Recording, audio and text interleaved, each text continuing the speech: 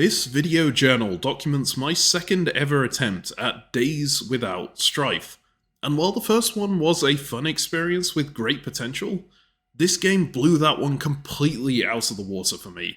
The reason for that was that this one was a balance of power extravaganza, particularly in the very last turn. I won't spoil anything in advance, but god, this was fun. In case you haven't seen the first video, allow me to give you a real quick overview that should get you up to speed on what you're seeing. I saw some comments comparing this game to a 23-player version of Root after my last video, and while it's a very different game, I don't think that's necessarily a bad comparison. Imagine a game of Root being played by 5 copies of the Cat faction, and while they battle each other for the territory, a whole host of different versions of the Vagabond are running around the board competing only against each other and constantly trying to sell their services to the various cats. In Days Without Strife, the Vagabonds I'm talking about are called wildcards. They all have very different themes and very different abilities. Some help with combat, some help with economy, some help with diplomacy, and some are a nuisance that you might just need to pay to go away. After 5 days, the wildcard with the most Electrum, a currency that no wildcard can generate, but which can be traded to them, wins among the wildcards. The cats that I'm talking about are the factions. These are teams that play an area control game. Each faction is made up of 3 players, a speaker for diplomacy, a planner for economy, and a commander for combat. After 5 days, the faction with the most renown will win among the factions. Renown is earned in a variety of ways, but the main one is to control cities at the end of the game, particularly the monument cities, which do basically nothing except provide renown. Factions are the teams that trade Electrum to the wildcards. They can generate Electrum through 2 different methods, either collecting it at their factories or turning trade goods into it. But notably, doing either of those things requires them to pass up on other resources. So the value of wildcards is a constant negotiation. Is that pack of ultra-powerful military leaders that you could hire from the Brotherhood for 7 Electrum really worth more than just producing 7 steel and building yourself an airship? Maybe you could point that out to the Brotherhood to get them to drop their price. Or maybe once you point that out, the Brotherhood goes to your neighbor, tells them you're building an airship, and sells them the pack to be used against you. It's a super interesting dynamic, and one that I absolutely love. The only other thing you really need to know going into this video is the general format of each round. The game takes place over 5 days. From 9 AM to 9 PM is the day phase, during which agent units move around the board and take various actions. 5 times during the day, there is a checkpoint, when agents all simultaneously carry out a single move order. These move orders are entered in advance and can be queued up. At 9 PM, combat occurs. Every single military agent on the board carries out their commands simultaneously. You don't need to know the specifics of combat here, except that while the army numbers are important, most combat will actually be determined by a multiplier. That multiplier is called support, and you can get it from a variety of sources. The higher strength army in each fight wins the city that they fought in, and any armies that fought lose half of their troops. During the night phase, 9 PM to 9 AM, no move orders occur at all, but commanders can reallocate their remaining troops between any cities they control. And that's basically everything you need to know going into this. I'm about to hand over to my past self, but just before I do, let me quickly shout this out. This game is still in alpha, and these are playtests, and as you can imagine, filling a 23-player playtest can be really difficult. So if this is a game that interests you at all, please join the playtest Discord in the description below. This isn't a sponsored video or anything, it's just a game I really enjoyed, and I'd love to see it thrive. Without further ado, into the game we go. Okay, hello and welcome to another game of Days Without Strife. This is the same game I played as the Spy Master a few weeks ago, well, maybe a month ago now. This time I'm playing as a member of a faction. So the factions play in a very different way to the wildcards. They all work in exactly the same way as one another. These are all identical, as opposed to the wildcards, which are all have completely different abilities, right? And the factions are all competing against each other. They're not competing against the wildcard in any way. So I'm playing as these guys over here, the Rosemore Estate, and I'm playing alongside Complete Canadian and Luminous Knight, who are both Imperial Diplomacy players. Complete Canadian was the player who absolutely destroyed myself and Ezio when we played as that dual power Russia when we were swapping players every round. He is playing as our speaker, so hopefully he will be able to use his diplomatic acumen to get us ahead in this game. It's nice to be on his side for once. Luminous Knight is playing as our planner, so is upgrading and improving our fortifications and getting our resources and bidding on new agents. You can see the agents up here. We have decided to bid on the Industrialist this turn, which means that when appointed governor, this and all adjacent cities you control gain the infrastructure upgrade, which means everything becomes cheaper, basically. We're going very hard in on economics here. I am playing as the commander. So I'm the military leader of this faction, which means I don't do a huge amount during the day phase. I do most of my stuff right at the end of the day phase when I'm commanding armies around, right? They will march at the end of the day. And during the night when I basically recruit new armies to join the Empire or heal up wounded reserves. So most of what's been going on today hasn't been my direct doing, although I've been talking a lot with the other players about it. We have some thoughts on what we're going to do. Planning-wise, we are planning to basically improve our places as much as possible before collecting a ton of resources. I won't go into the specifics on how that's going to work. We accidentally collected resources from Museleaf in the very early game, so we can't actually upgrade that one. But we can upgrade Roseward, and that is the plan here. Meanwhile, you can see we've expanded out to Siren Song. We are hoping to grab the theatre as well, and then we want 5 cities, because you kind of need 5 cities in this game to stay on par with the other players. You will see that it's kind of reasonable for every player to get at least 5, looking at the way that it's laid out. That would leave just Kingsland neutral, right, which is the one that you would expect to be neutral turn 1. Unfortunately, these guys over here have been very insistent about getting Peerless Peaks, which I don't really want to fight those guys right now, especially not with the Renegade here. We'll talk about the Renegade in a second. So Theatre is a very, very obvious one for us. No one else is going to be contesting that, right? But we've sort of thought Nighthold might be the other one that we go for. Getting Nighthold is a bit difficult because we can't get armies there immediately, right? So we need to get the Spymaster to give it to us. Unfortunately, we used up all of our...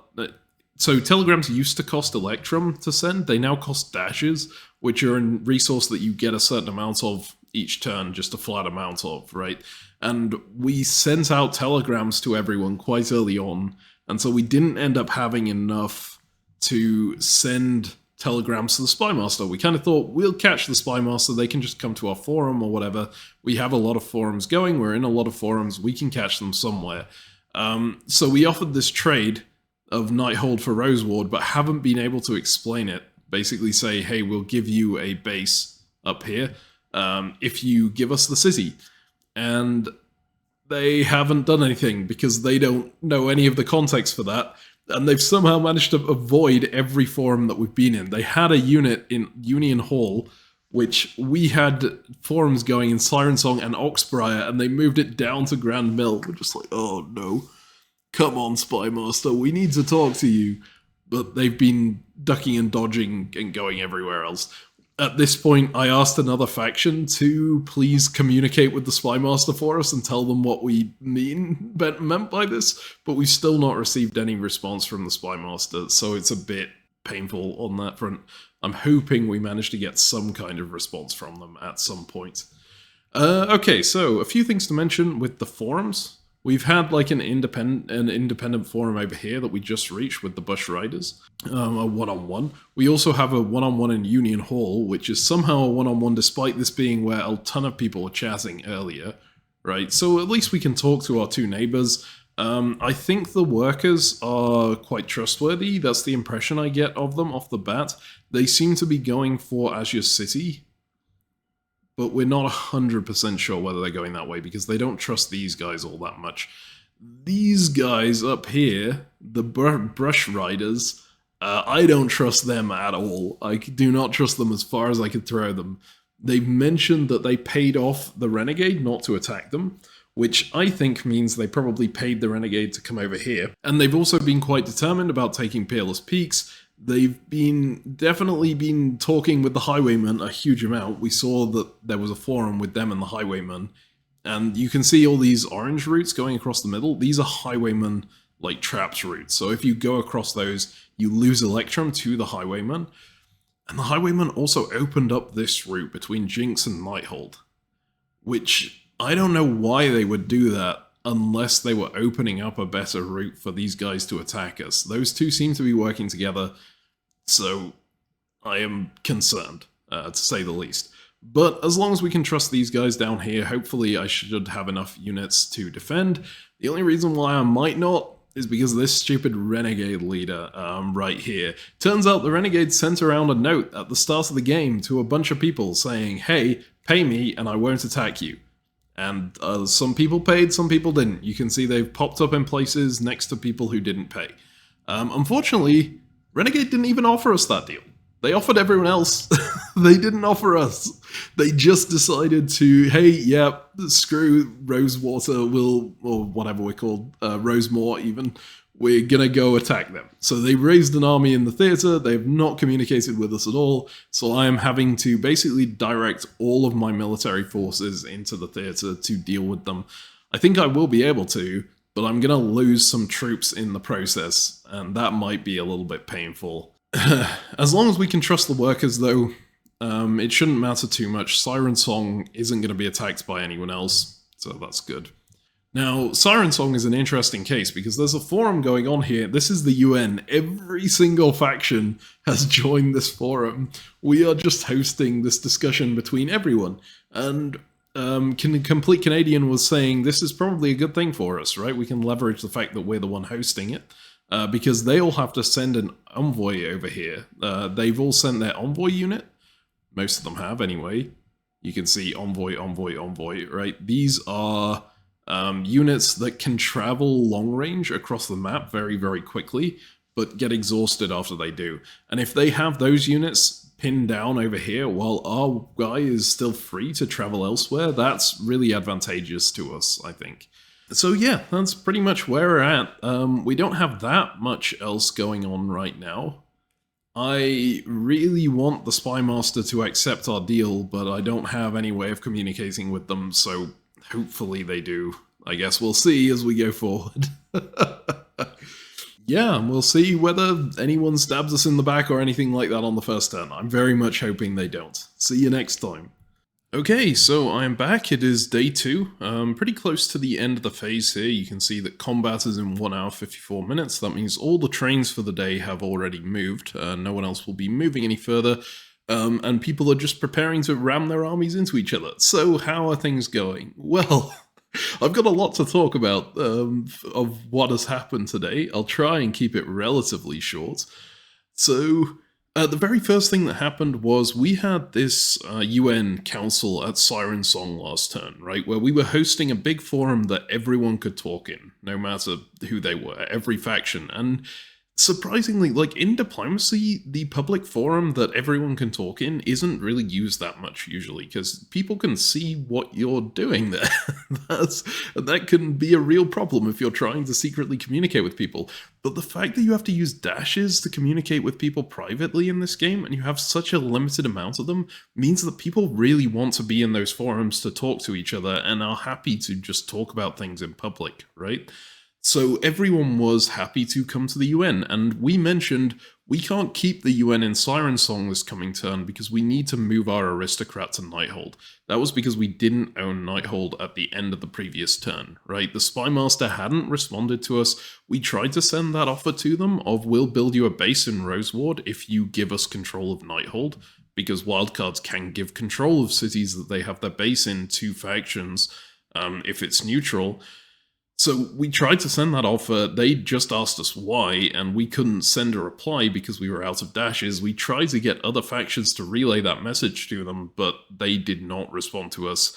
And so going into the next phase, we were thinking, okay, we're going to need to send our aristocrat there and use the aristocrat ability, claim authority. If the city is neutral, appoint this agent as governor and take control of it. So because of that, our diplomatic agent was moving away from Siren Song, which meant we couldn't host a forum there that turn. So we told everyone, hey, it's alright, the UN will be moving to Nighthold. We're gonna go take that, our aristocrat will take it, and then set up a forum there and invite absolutely everyone to it. We went and did that. We moved our aristocrat to Nighthold. I tried to take the city with it. It was technically the speaker's job to control the aristocrat, but he wasn't around in the morning, so I took over his job. We tried to take the city, and it just wasn't working. I was clicking that button repeatedly and going, is there some kind of bug here? And there was not a bug there. The reason that it was not working was because this guy, the barrister, was in there. It turned out that the Brotherhood had wanted to be part of the UN, quite reasonably, everyone had, right? And had moved their barrister into the city, but the problem is that the barrister counts as an aristocrat, and aristocrats block other aristocrats from capturing cities if they're inside them. That's what's going on here right now in Fallowwood. Both the Brush Riders and the Arrows sent their aristocrats to Fallowwood immediately to try and capture it, and neither have been able to because they're both here and it's getting blocked by the other one, right? And that was happening to us over here because the Brotherhood had inadvertently moved their barrister into here and were blocking us from setting up the UN. So the Spy Master then contacted us in Oxbriar to say, hey guys, you weren't able to talk with me last turn, but I'm very happy to sell you Nighthold. How much of a price do you want for it? And I was debating how to respond to that, because I really didn't want to pay Electrum cost for something that I could get for free off of the aristocrat, right? So I talked to them a little bit around the fact that they hadn't responded to us on the last turn and asked whether our messages had gone through and stuff like that. Nice simple banter. And all the while, I was sending a telegram to the Brotherhood saying that their barrister was blocking the United Nations. Would you sell him to us for 0.3 Electrum, which is a really low Electrum cost, I think, for as powerful of an agent as this is. We'll get to that in a second. And they didn't even send a reply, they just accepted the trade, which was like, yes, okay, fantastic. So we got control of the barrister, which is why he is now Rosemore coloured, you can see in here. He has been rented out to us, right? Which meant there were no enemy aristocrats in the city anymore, so we could just establish control of Nighthold. The Spy Master was a bit put out by this, right?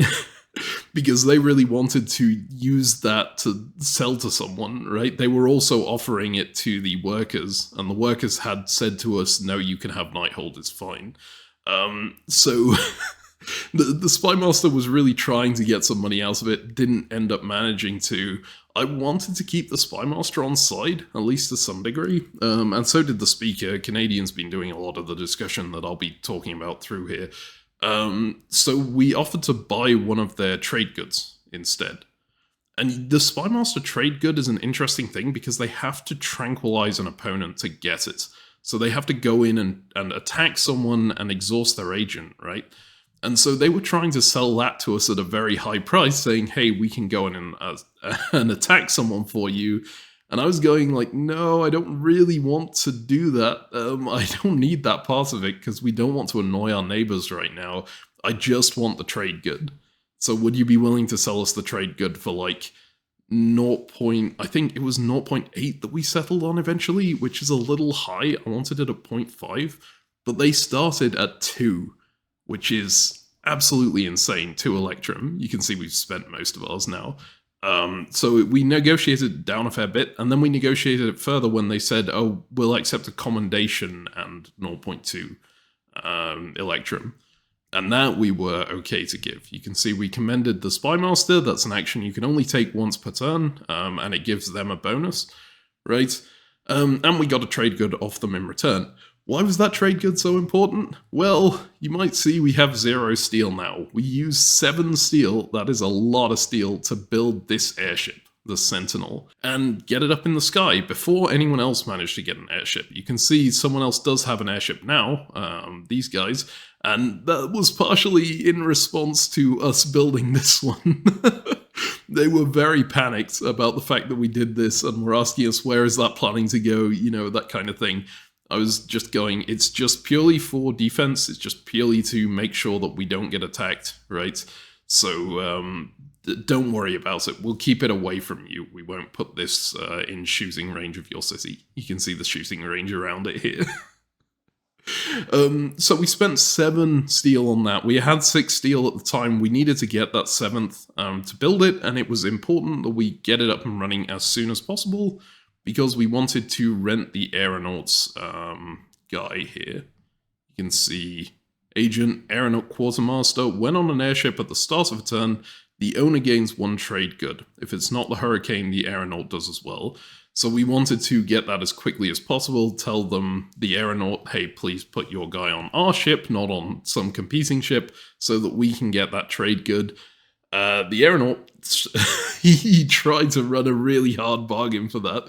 He was telling us he wanted to sell it for like 1.3 Electrum, which is not worth a trade good. Like, a trade good is worth 1 Electrum maximum, and technically less than that, because the wildcards can't use the trade goods, right?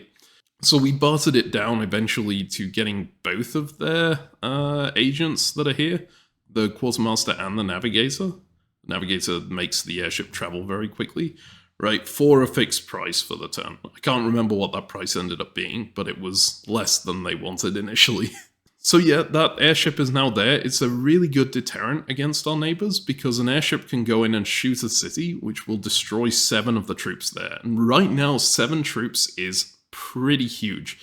You might ask, why are we not using it then? Why are we not going out there and attacking people with it? We're just kind of sitting here in Nighthold. The reason is that these 2 players on the other side of the board seem to be the people who have been the most antagonistic, or in Azure's case, just a little bit inactive, right? But these arrows have definitely pitched themselves in complete opposition to the Brush Riders, and the Azurites have, well, they are getting attacked by the workers. You can see the workers here have paid the Wanderer to build an army for them, essentially. So, both of our neighbors are planning to go south, and we have a choice with that. Do we want to side with the people on the other side of the map and attack our neighbors? Or do we want to just keep peace with our neighbors and gain renown, right? The way you win this game is getting renown. And we had a long discussion about this, and we've sort of come to the conclusion, this isn't diplomacy, right? You don't necessarily need to take territory to win. You just need to be able to keep building that renown, keep building up your economy, and get as much renown as possible. And we can do that without really attacking people, I think. Or at least we're hoping we can do that. And hopefully, as they move forward, we can maybe negotiate some of their backline cities off them if we absolutely need to. That feels like a better way to win, because it means that the people on the front line, like who are going to be fighting our allies there, will be harmed a little bit by the fact that they're at war and they have to dedicate so much to the war, right? Whereas we are going to be able to focus our resources entirely on buying wildcards, on building up our own economy. Staying out of this war feels like a good thing for us. And that was doubly true because the workers brought up in a chat between the 3 of us, that was aboard the Hurricane at the time, that they didn't want us to be completely stuck for expansion, so we should take Kingsland with our barrister. We would, like, yes, absolutely. Kingsland feels like a little bit of a trap, right? Being right in the middle of the map, it can be attacked from everywhere, but it does give you renown. This is a monument city, and just having that extra city is gonna count for a fair bit for us. It's gonna improve our economy significantly, right? We are now on 6, which is more than anyone else. Absolutely incredible. Now, those 6 are very undefended, so you gotta hope that no one attacks us this turn.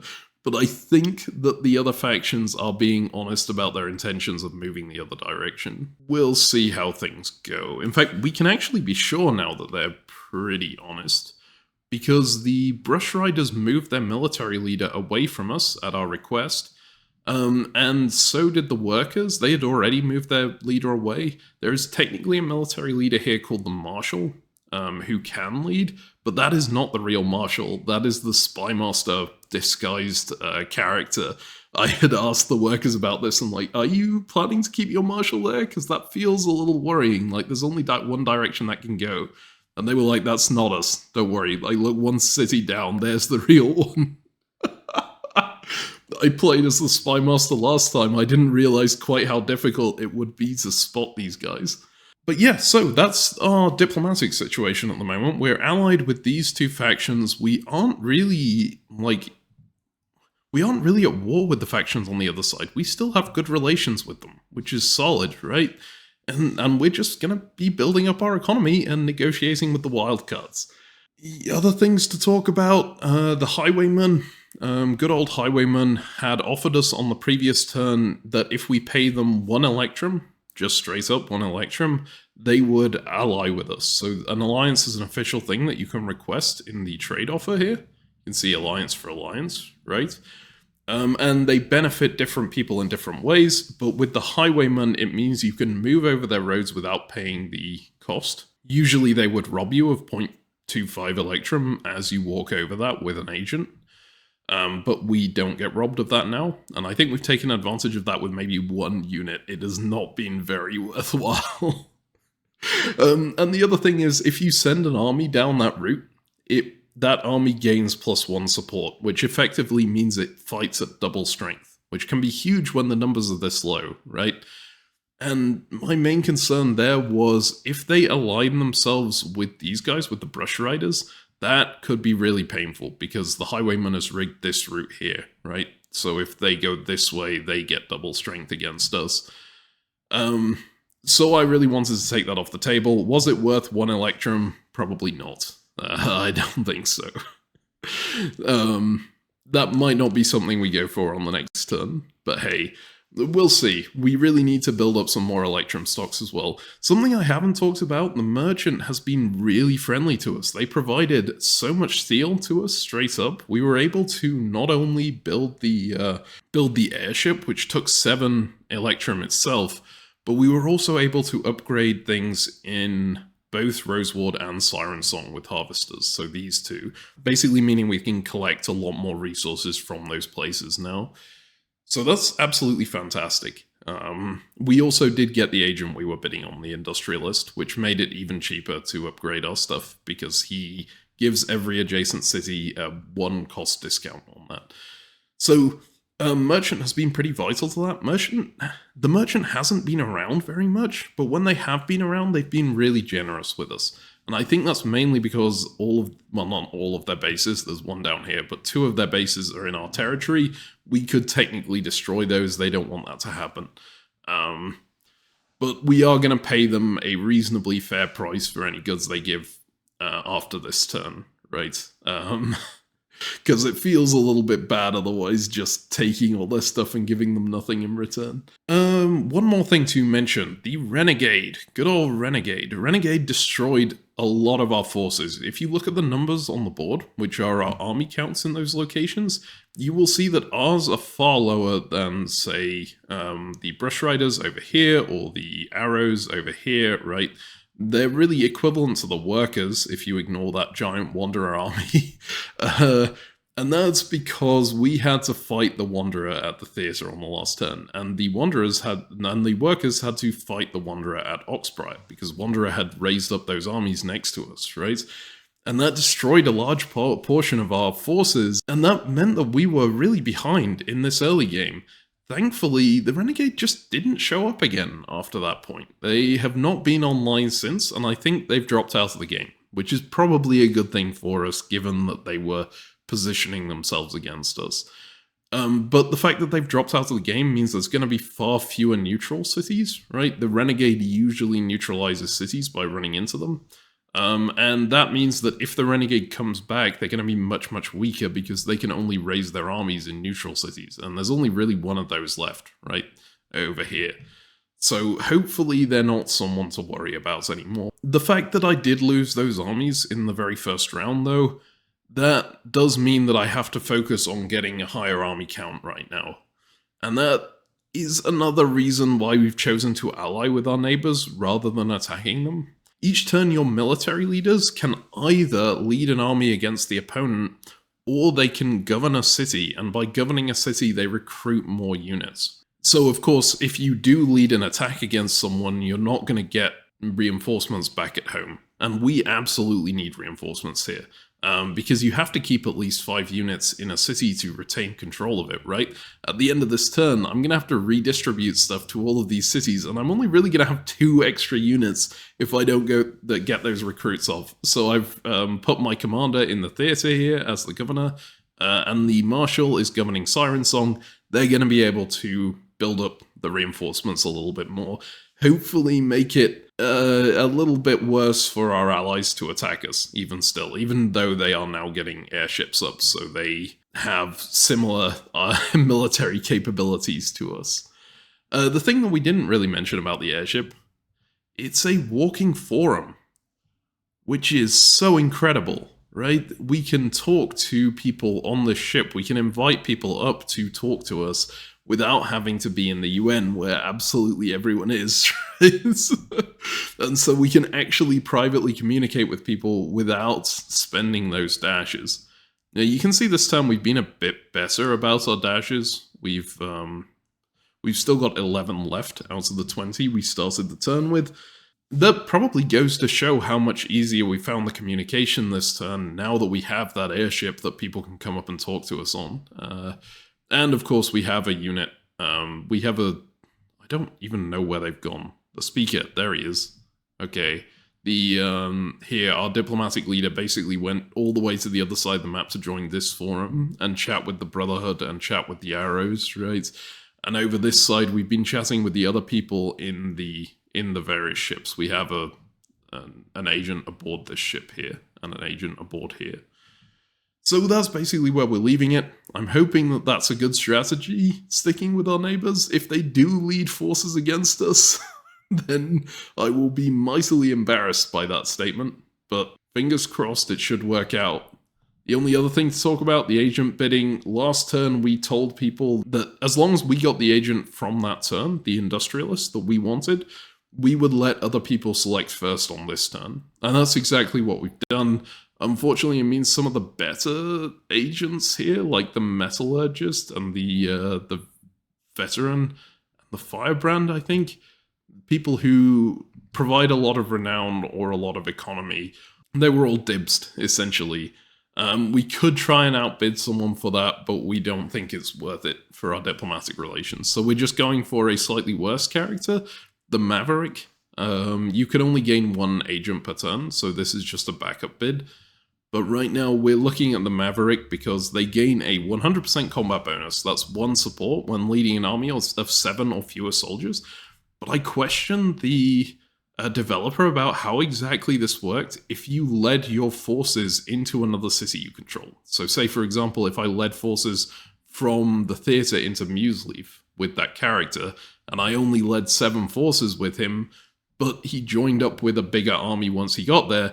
And the game developer Ryan said, basically, yeah, that works. Your entire defensive force at that location will then have 1 support, which means all of their strength is doubled. I was like, bloody hell, okay, that is a much better unit than I thought it was initially.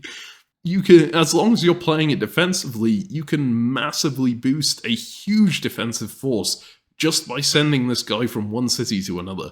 I am looking forward to using him. Hopefully no one outbids us on this. That's where we're at. Hopefully nothing unexpected happens this turn, and I'll see you on the next one. It's a bit weird to immediately jump back into recording another one of these so soon after the last one. It is still the same day, it's like 20 minutes later, right? But things are actually changing so fast on this board right now. You can see these 2 airships have speech bubbles on them, right? These are where 2 crucial negotiations are going on right now, and actually this one was going on while I was talking to you, and I wasn't looking at it during that time. It was between the Brush Riders and the Arrows of Artemis and the Aeronaut. They basically had this huge conversation where the Aeronaut initially basically pitched, hey, I'm being paid by one of you to attack the other, right? Which of you wants to bid higher for my airship shot? Because the airship shot kills 7 units. That's enormous at this point in the game. And those two players obviously initially went, yeah, we'll both bid higher than the other, we'll bid up and up. And then they came to the conclusion, hang on, this is not benefiting either of us at this point. We are having to pay such a high amount for this, right? And this massive war is probably going to cost us both a lot. The Arrows initially said that basically, okay, we think Fallowwood is probably a lost cause given your airship is right there, right? And the Brush Riders went, yeah, if you just let us take Fallowwood, we won't attack you. And they came to a conclusion out of that. They basically went, okay, yeah, we can both stay solid. And I wasn't particularly happy to see this. No one on my team was happy to see this, but thankfully it's after the last train, so they can't move any military leaders back towards us. They are basically just committing to not attack anyone this turn. Right, they are just gonna take Fallowwood, and that's it. In the long term, it's not a good thing that these two have made up. But it's doubly not good for another faction on this board, and that other faction isn't a faction, it's a wild card, is the Aeronaut, who was previously being paid to shoot, I think it was Vanaheim or Zarek, one of these factions, probably Vanaheim, to take soldiers out. And once these two powers negotiated their deal, Brush Riders went, no, we don't want to pay you for that anymore, so we're not going to pay. We're not going to pay you for anything. And so the Arrows went, hey, if you're not being paid by the Brush Riders, can we pay you to shoot Bearhearth and take out these Azure units so that we can go in this direction? And Aeronaut went, yes, sure, you can do that. And then the Azurites climbed aboard the Sentinel, and the Aeronaut immediately goes, hey, I'm being paid to attack you right now. Maybe you want to pay me a bit more to not do that, right? And the Azurites, I think, didn't know how bad their situation was. They could see that these guys are coming for them, right?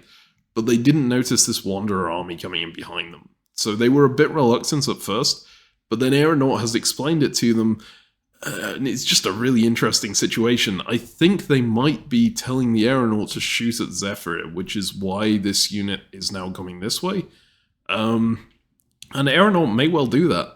Everything is up in the air right now. There's these two conversations going on that is going to be really interesting to see what happens as a result of them. I am quite glad that we've decided not to get involved in this war, because when things change up this fast, it's very tough to make sure that you stay on the best side of this, right? Especially when things are changing on the other side of the board.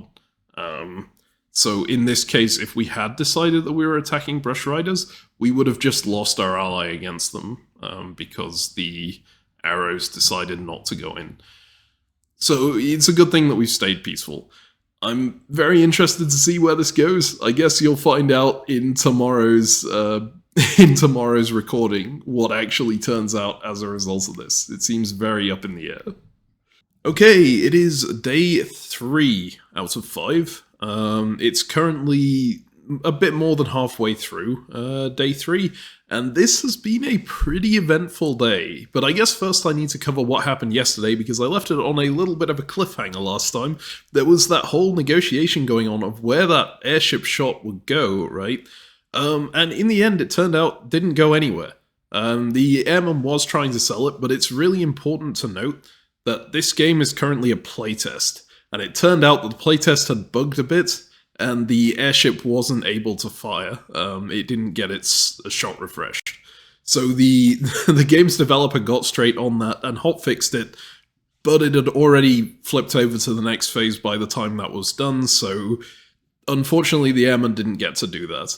However, the combat in that phase was super interesting. You can see here, the arrows are enormous. They have, what, 1, 2, 3, 4, 5, 6, 7, 8 cities. 8 cities! They went all in on the Azurites over here, with the help of a bunch of wildcards that they hired to help them out, and absolutely demolished them. You can see the Azurites are really not doing very well here. They've also been... They're being pressured by the workers, but less so, because the workers had hired a Wanderer army in Zephyr. It turns out the Wanderer army is purely a defensive force, and they hadn't allied with the Wanderer. And if you want a person's army to defend you, you have to ally with them. As it turned out, the Wanderer's force destroyed the Workers' force that was there and turned the city neutral. So they had to go and reclaim it again this turn, which has put them back quite significantly here. But the main news of the turn was that the arrows became huge. You might notice Fallowwood belongs to the arrows. I think I said last turn that the Brush Riders had been given that, right? That they both agreed that the Brush Riders would get Fallowwood in return for peace here. Turned out I got the wrong end of the stick of that conversation. I was just skimming it. It was the other way around. The Brush Riders agreed to let the arrows take it, worrying that it would cost them too much to go for. And that seems... I mean, it's kind of reasonable considering the arrows had 2 cities next to it that they could invade from. But god, it means the arrows have so much stuff now. And of course you now see that the Brush Riders have tons of stuff on their border, so hopefully we'll go in and take them down a peg. But for this turn, the arrows renovated everything into factories and started mass-producing steel, which means on the next turn they will probably just pump out a bunch of airships and be fairly ahead. We do need to be very careful of that. As a result, we're trying to keep peace with our neighbours and propose that they go on after arrows and keep these guys down. Technically, we maybe shouldn't be doing that with the Workers, because the Workers can't directly hit the arrows in any way, right? This army here is a Renegade army that the Renegade raised up before the city was turned back from neutral. So that's not one of theirs. All of their armies are back here, and that's not going to do anything against them. At most, they can go down and attack the Azurites, and kill the Azurites and then go through next turn, but that might be way too late. So perhaps we should be attacking these guys? But I think in the interests of not making these guys over here panic, it's quite important to just be peaceful and be friendly with everyone. Now, I had a bit of a paranoid time through this entire phase, right? Because I had discussions with these players in the morning. I was trying to decide where to put my armies. You may notice they're in a bit of a weird distribution here. You have to keep at least 5 armies in every city to keep it yours. So I've put the absolute minimum in these 4 cities. I have a huge number in Kingsland, and I have a pretty sizable number in Roseward.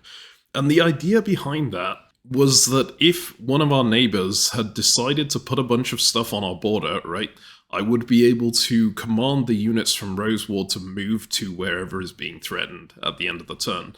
And Kingsland does the same thing, defending Nighthold. The problem was my neighbours expected me to put units in Nighthold, I think. And so reinforced their places adjacent to Nighthold, and now I'm stuck looking down 34 units that are adjacent to like a 5-unit city. And that panicked me so much. It's like, oh god, oh god. I was trying to stay calm about it, but we didn't get much communication from these players, and on top of that, these 2 factions hopped into an airship over here and started talking early in the phase, which is always a bad sign, right? The Renegade raised up troops here, and when I tried to talk to the Renegade to say, hey, what are these troops doing here? You know, what have they been paid to do?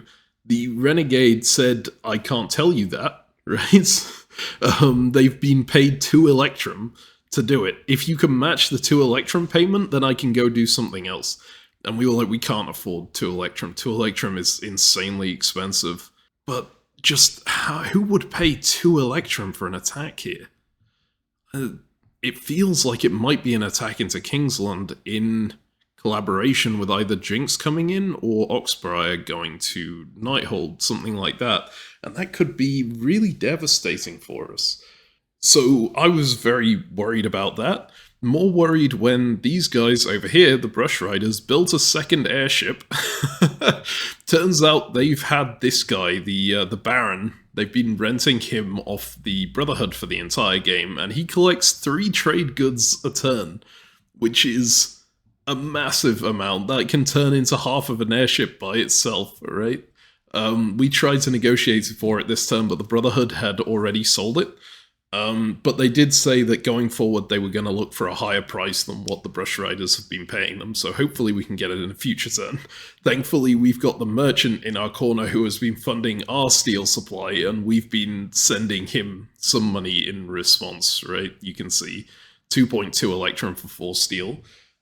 It's not quite as good of a deal as the Brush Riders are getting, but it's a decent deal, and it's allowing us to stay competitive, I think. Anyway, they built this airship, they started sending it down this way, and as a result, their other airship started moving off towards Jinx. And we were just like, oh god, oh no. Because I really have the feeling that these guys had managed to talk and peace out, and figure out their differences, and they were now going to come our direction. So thankfully, our speaker, complete Canadian, much calmer than me, much better than me at negotiating. I don't know if that's entirely true. I'm alright at negotiating, but he's certainly better under pressure.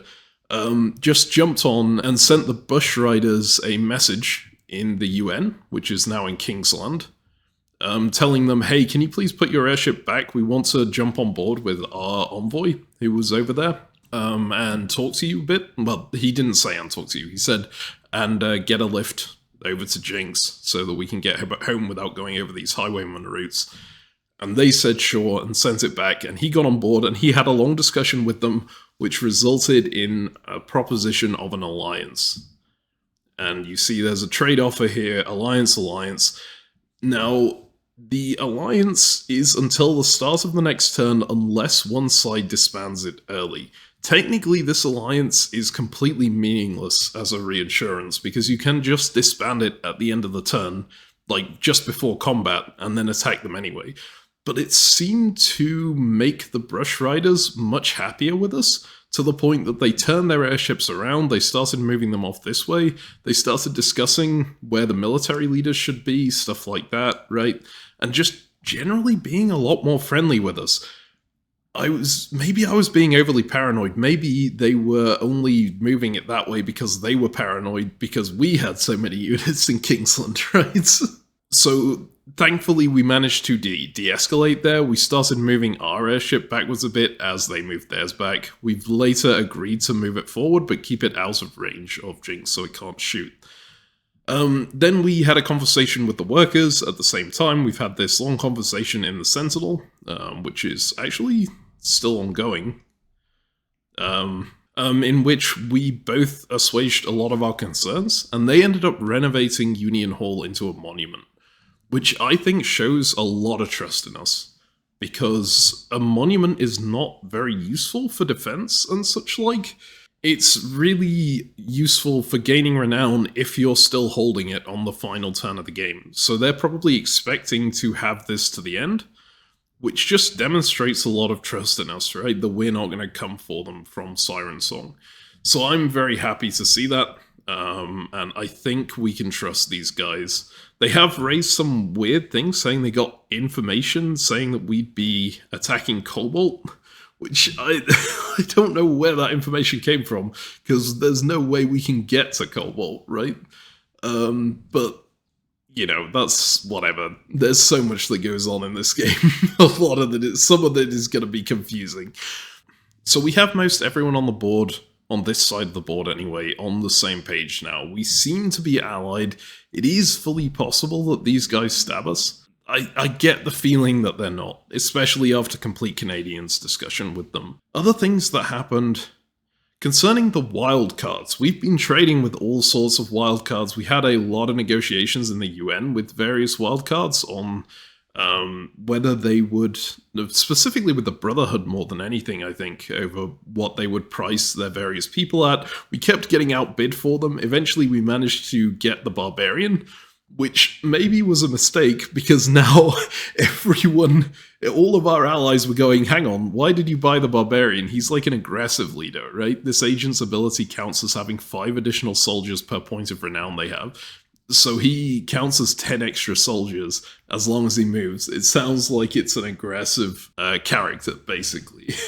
So maybe I shouldn't have purchased him, but I wanted some kind of reassurance, some military leader that could lead the armies in Kingsland while I'm garrisoning my other military leaders in the various cities up here to recruit more soldiers. The aeronaut on this ship here, someone we've talked to a lot this phase, they've been a little bit cheeky So we proposed them a deal during the previous phase, like the end of the previous phase, that we would work with them permanently, basically.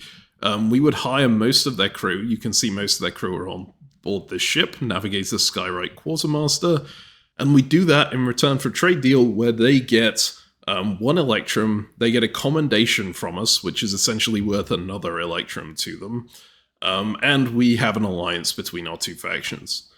He took that deal, and then he sent us an invoice. Let me see if it's somewhere up here. Here we go. So you can see, as per deal, Alliance 1.0 Electrum. I commended him as well. The Roses have commended the Aeronaut. And then he sent an invoice saying, for the Navigator and the Quartermaster rent, 0.8 Electrum. And our planner came online not knowing what the deal was and accepted this, thinking that it was a reasonable invoice. And of course, this was supposed to be included in the deal. So he just got another free 0.8 Electrum on top of everything else. I'm not sure whether he had a different understanding to the deal than us, or whether he was just trying to get a little bit more money out of the whole situation. You know, either way, it's... It's amusing, but we want to keep him on side because he's very powerful. You might notice we have also done a fair few more deals with him. So we traded with him to get a trade good. We've been trying to save 7 steel so that we can build another airship this turn. We have not managed to do so. We currently have 6, including our trade goods, but we should be getting another one from the Wanderer towards the end of the phase. And then finally, we agreed to one more deal here, which was, how much would you want from us to take a shot at Innsvale and keep quiet on who did it? And he asked for 0.5 Electrum, which feels very cheap to me. You can see he is now moving this way and shooting at Innsvale. And you may be asking, hey Meme, why are you shooting at your allies here? Why are you stopping them from destroying the people who are clearly going to win the game otherwise? And yeah, maybe it's a massive mistake. Maybe the arrows are just going to win the game as a result of this. I'm very much hoping they don't. But the hope is that the Brush Riders think that this was done by the arrows, that this was paid for by them. Because it would make sense, right? If we were paying them to shoot the Brush Riders, we would just shoot at Jinx. The fact it's moving over here to shoot really indicates that it was the arrows who paid him. And that will hopefully get the Brush Riders, again, quite angry at the arrows. Hopefully they stay at odds with them, and most importantly, it decreases the total number of soldiers that these guys have, which means they can't position their forces on our border anymore if they do want to attack the arrows. And yeah, I think that might be a way that we win the game. Just basically get everyone else really angry at the people on the other side of the board, whether that be for correct reasons or not, and then just sit here in our corner and gain as much renown as possible. Right now, Kingsland, we've been upgrading it throughout. It's worth a ton of renown, right? Siren Song, the same. We could potentially win this game on the back of keeping those 2 provinces. Alright, so one last thing to talk about here. We spoke with the Spymaster a bit. Back when I was quite worried about what our neighbours were doing with these forces, I tried to convince the Spymaster to send the Oxbriar forces backwards, or to assassinate one of their commanders, in order to make sure that they can't send many units at us, right? The Spymaster replied to us saying that could be a possibility, but they needed to talk to the workers first and see if the workers were offering them a deal that they could accept, because they've been friendly with the workers so far. They don't want to break that friendship for the wrong price, right? Especially if the workers can offer them a decent price. And that's fair, we just let them go with it. Then the Spymaster comes back much later, after we've talked with the workers and we're kind of aware that the workers aren't going to attack us anymore, and says, hey, do you still want this? I'm now prepared to sell this to you.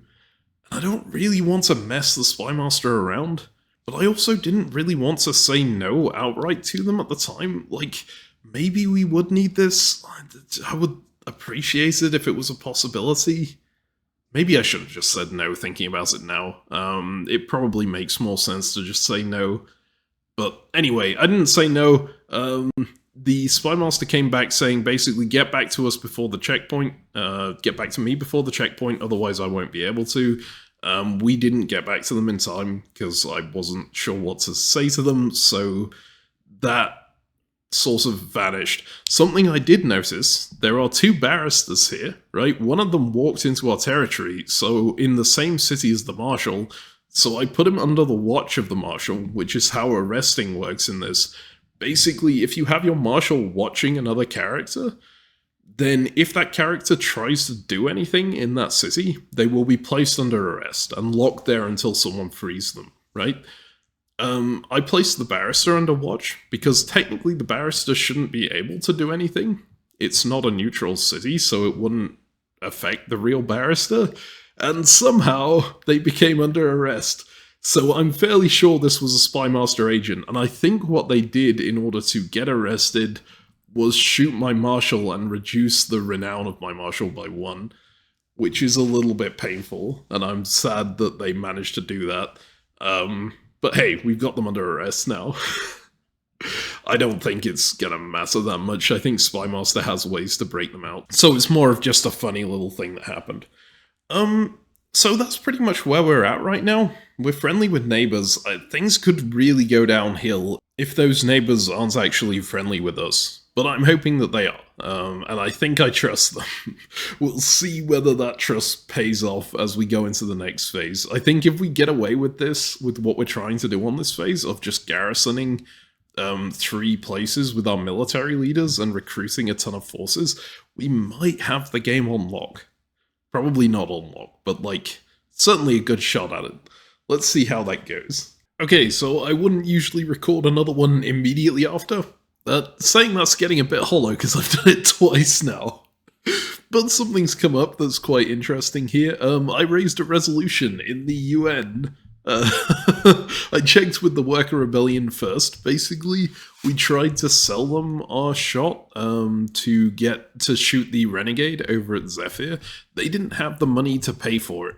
So they said no. So at that point I was looking at this and thinking, I really don't want those Renegade forces running into Kingsland. It will make everything much more awkward because it will take out quite a lot of our forces there. So I went to the UN and I proposed to the entire UN, everyone in the game. The Renegade is a lovable rogue, but their military forces could potentially wreak havoc and no one seems to know where they're going. I would like to propose that we, the Rosemore, shoot them with our airship, which will not completely deal with them. They'll still have 3 units left, but it will mostly deal with the problem. The Arrow speaker initially misunderstood us. They thought we meant shooting at the Renegade actual agents who are in their territory, so they were worried we were sending airships there. Eventually we explained that we were not, and they ended up being in favour. And of course, the Brush Riders and the Azurites haven't actually contributed to this conversation, but they can't really veto it without admitting that they're the people paying the Renegade. So I think this is always going to pass, and that means I should be able to shoot this with the permission of everyone in the game. And I suspect it's the Azurites who have paid for it, given that they've started talking in this forum over here, right? Right when they came online, and that forum is one that contains the Renegade as well. Obviously they're not saying anything in public, so I am just gonna go and shoot them as soon as this resolution passes. I need one more eye for majority. That's pretty much it. There was one other interesting thing that's going on the board. We were sending this ship up here to attack Innsvale. We had paid the aeronaut to do it for us as like a false flag attack, I suppose, to make them think that the arrows had paid the aeronaut to attack them, and so to get them very focused on the arrows for the rest of the game. The aeronaut did go up that way, and then he suddenly changed direction, started coming down this way. Our theory for this is that the airship has 2 types of attacks it can use. It can shoot at a city, or it can shoot at another airship. And if it shoots at another airship, it will damage that airship. Most airships can only do one of those 2 things in a turn, but this airship, the aeronaut's airship, is different, the Hurricane. It can do both of those things. So we think what's happened here is that the arrows have actually paid the aeronaut to go and shoot one of the 2 ships over here. And so now there's a very low-speed chase going on between this one and this one to try and escape that shot. It's a very funny thing to watch. Hopefully the aeronaut does go back and do what we asked him to as well, shooting here, because we did already pay for the shot. If he doesn't do that, that is kind of robbing us. But we've said that we've agreed inside our team that if he doesn't go for it, we are going to demand that as a discount on our price for hiring his crew on the next turn. One other thing has happened. You can see these two cities have turned into Fort Eastwall and Fort Fallowwood. That means they've been defensively bolstered. That will be very good for these guys, for the arrows. But it costs a lot. It costs 4 steel each. And 4 steel, that means these two together cost the same amount as an airship would have. Which is great for us, right? It's spending their resources and making sure that they don't have it later. I've been holding my barbarian back over here to make sure that it doesn't scare these guys. I had a conversation with the planner, with Lumi, with our own planner, right, about what we might need to do on the next turn. And Lumi thinks that we kind of need to take a foundry because we don't have the resources in the foundries that we have to get the electrum we need on the following turn, right? So Lumi's idea was that we attack down this route into Bearhearth, and hopefully the arrows wouldn't expect it because that is such an indefensible city. It's ludicrously insane to go for it like that. But the Barbarian is a really powerful unit. I don't need to dedicate very much to this. I don't need to take very many soldiers with me. So it should work. And ultimately, we can just take its resources and then sell it to a nation who would actually want it. So something like the Azurites, right, would probably like this city a lot. So that's the plan. We're going to go for that and see what happens here. Okay, so here we are. Combat is imminent. So much has happened yet again. You will see that there's a Wanderer army in Vanaheim. There's a Renegade army in Windheart. The Brush Riders took their airships over here and shot these two cities, right, and destroyed them. And, okay, well, that just flipped over. And because they destroyed all the armies in those territories, the Renegade was able to bring up forces there, as was the Wanderer. And they were paid a good amount to do so, apparently. We decided to take advantage of the situation by taking Bearhearth ourselves, so we went in for that. And it looks like it worked out. We managed to get it. That's pretty solid. And I had 3 of my military units all the way back here defending governing territory so that we get more units on the board, right? That's pretty amazing. I'm very happy with that outcome. We only took Bearhearth because we wanted to gain more Electrum on the following turn. We are planning to sell that off now because it's a bit overextended. You can see it all the way over there, right? We did also have that UN session. We shot Zephyr in the end, took out 7 of the Renegade forces there, but it looks like 3 stayed. Worker army of 12 arrived from Oxbriar against the Renegade army. How did it get neutralized? Oh, the Renegade had ×4 strength? How on earth did they have ×4 strength? Wow. Alright, anyway, they sent in their army this way.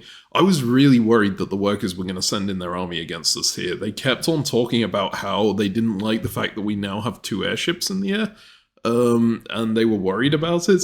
There was a lot of negotiation happening in Zephyr here that we couldn't see, because we didn't have an agent there, we weren't invited to the forum, so we knew it was between, like, workers and arrows and Renegade, and I think the Spy Master. And so I was very worried about what might happen there, but it looks like my worries were unfounded. Canadian, the speaker, was continuously reminding me that he felt really good about them and we didn't need to worry, and it turned out that was the case. A really funny thing that happened as well, the aeronaut did go over and shoot Innsvale on our command, right? And once that happened, the arrows jumped into the conversation in the UN and said, hey, this is what happens if you treat the wildcards well. They do what you want them to do, right? We really appreciate it, Aeronaut. Thank you. And so by saying that, it looks like, to the Brush Riders, it looks even more like the arrows were behind what happened there, right? I think we got away with it, and we've potentially hit our biggest competition. If you look around this board now, there's very few people who can test us. The real issue that we're going to run into is I think it's going to become quite obvious to the Brush Riders that they need to attack us or else we are going to win. And there's still 2 days to go, so there's a lot of time for us to be attacked, and I'm really hoping that we can make sure that this alliance over here is rock solid. We don't get attacked from that front, and then hopefully we can hold back any kind of assault. I'll talk more about this in the morning. For now, I think that's it from me. Alright, here we are. We are now getting towards the end of day 4. As you can see, there's a checkpoint in 1 hour 36 minutes. That is the final checkpoint, and then we just have combat beyond that point. There is a lot that's happened today. I wanted to cover it in the morning, but the thing about my team is they don't tend to be online in the early morning, so it is pretty much entirely up to me to cover up until the first checkpoint happens. And that's covering everyone's jobs, and there was so much going on this morning, I just didn't get time to record. So, to start, this map looked a little different before the turn started. Vanaheim was neutral. That is a very important thing. It was neutral with an airship sitting over it with both our aristocrat and the aristocrat from the Brush Riders, right? And that airship was a Brush Rider airship. It was pretty clear that the Brush Riders wanted to hop out of the airship and claim Vanaheim for themselves using their aristocrat. Given that our speaker wasn't online yet, I figured, you know what, if I take Vanaheim, I can actually tax it for a little bit this turn, and we can get a little bit extra out of that. And the fact that it would be me doing it and not the speaker means the speaker can come online later and say, hey, that wasn't something that we'd agreed on, guys, sorry Brush Riders that we've offended you like this, my commander wasn't informed enough. And then hopefully we can get out of it that way. And when the turn ticked over and we saw where the units had been placed, there were 15 units in Peerless Peak and 15 units in Jinx. And I was looking at that and just going, okay, yeah, they are going to attack us. That's all the confirmation I need. I immediately hopped out of the airship and claimed Vanaheim for myself. Amusingly, the Brush Riders didn't seem to be that offended by it, so maybe they weren't planning to do it after all, right?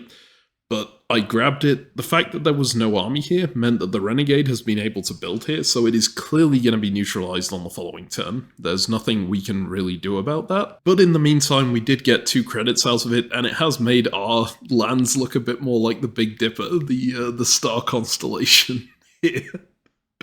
Which is oddly satisfying, but also horrifying to defend.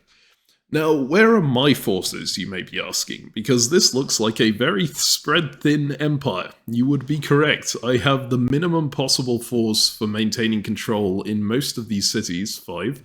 I have no force in Vanaheim, because I only just claimed it, and we are obviously going to lose it. And I have 19 troops in the theatre. I should have more than that.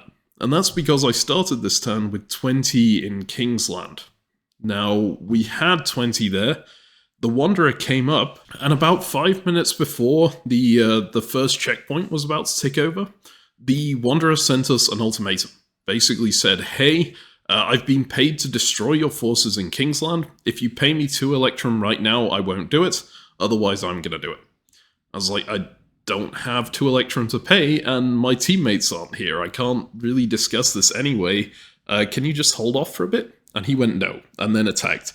And so we lost 15 forces here. And obviously my initial suspicion was it's the Brush Riders who paid for this. They put a bunch of units on our borders. It makes sense that they are paying to attack us, right? However, it could also be the arrows. It is feasible that it's the arrows. And at this point in the phase, I was fairly convinced it was the Brush Riders, but it's worth keeping that second point in mind, because I'd been chatting to the arrows a lot. They seem like very charismatic people. They seem very focused on the Brush Riders. But they seem like diplomacy players, and diplomacy players can very much do stuff like this, right? Pay the third party to secretly attack Kingsland, make it look like the Brush Riders did, so we go in this direction and they just get to resurrect themselves in this area, right? And that conversation with the arrows was super interesting because they also told me just through chat that they got 10 Electrum this turn and that they are ramping up into 20 steel on the final turn, which is an absolutely insane amount of steel. That's because they went all factories, right? and they maintained control of 4 of those factories. And that makes them a very real threat for the endgame, even though they look a bit disintegrated right now. I think they could very easily stabilize this and very easily become the main threat to win. So turning our focus on the Brush Riders would probably accomplish that.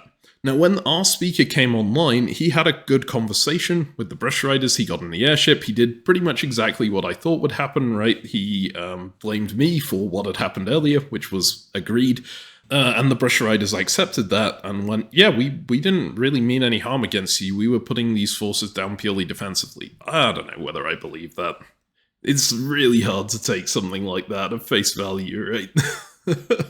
But the speaker believed it at the time. And so, yeah, we were initially in a good spot with that. However, the speaker then offered them an alliance to confirm that we're both on the same side. And an alliance in this game doesn't mean all that much. You can very easily break it whenever you want to during the turn and then attack them anyway, right? But because everyone's so new to this game, right, not everyone knows that, I think. And the Brush Riders seemed very hesitant to sign that alliance deal. They said, hey, I'll get back to you when I've talked to my team about it. And then they left it on offer for a long time without doing anything. And that made the speaker go, maybe not all is well here. Maybe there's a problem here, right? And so we had that discussion. We decided we are probably going to attack the Brush Riders on this turn. They seemed like they were likely to attack us, and we've identified some decent ways for us to do that. We can go in on Jinx from basically anywhere around here, even though we lost 15 forces here, right? And Museleaf is surprisingly good for attacking other people with, primarily because of this Maverick here. The Maverick is such a good unit. Gains +1 support if ordered an army of 7 soldiers or less, which means that he basically doubles his attack strength with that unit. We've got 2 airships as well, so if we send the airship up north, shoot at Peerless Peak, that reduces their force down to 7, and then the Maverick will go in with 5 that doubles to 10, and so 10 is more than 7, so we'll take the city. And that is a monument. That is a monument that is worth 8 renown.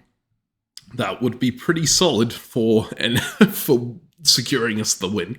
Okay, other things. There has been a lot of wildcard negotiation through this game, through this phase in particular. We first off got an offer from the Brotherhood to buy the Baron for 1.6 Electrum. And they just offered that to us straight up at the start of the turn. I went yes instantly and accepted that, because the Baron gives 3 trade goods when he's used to collect things.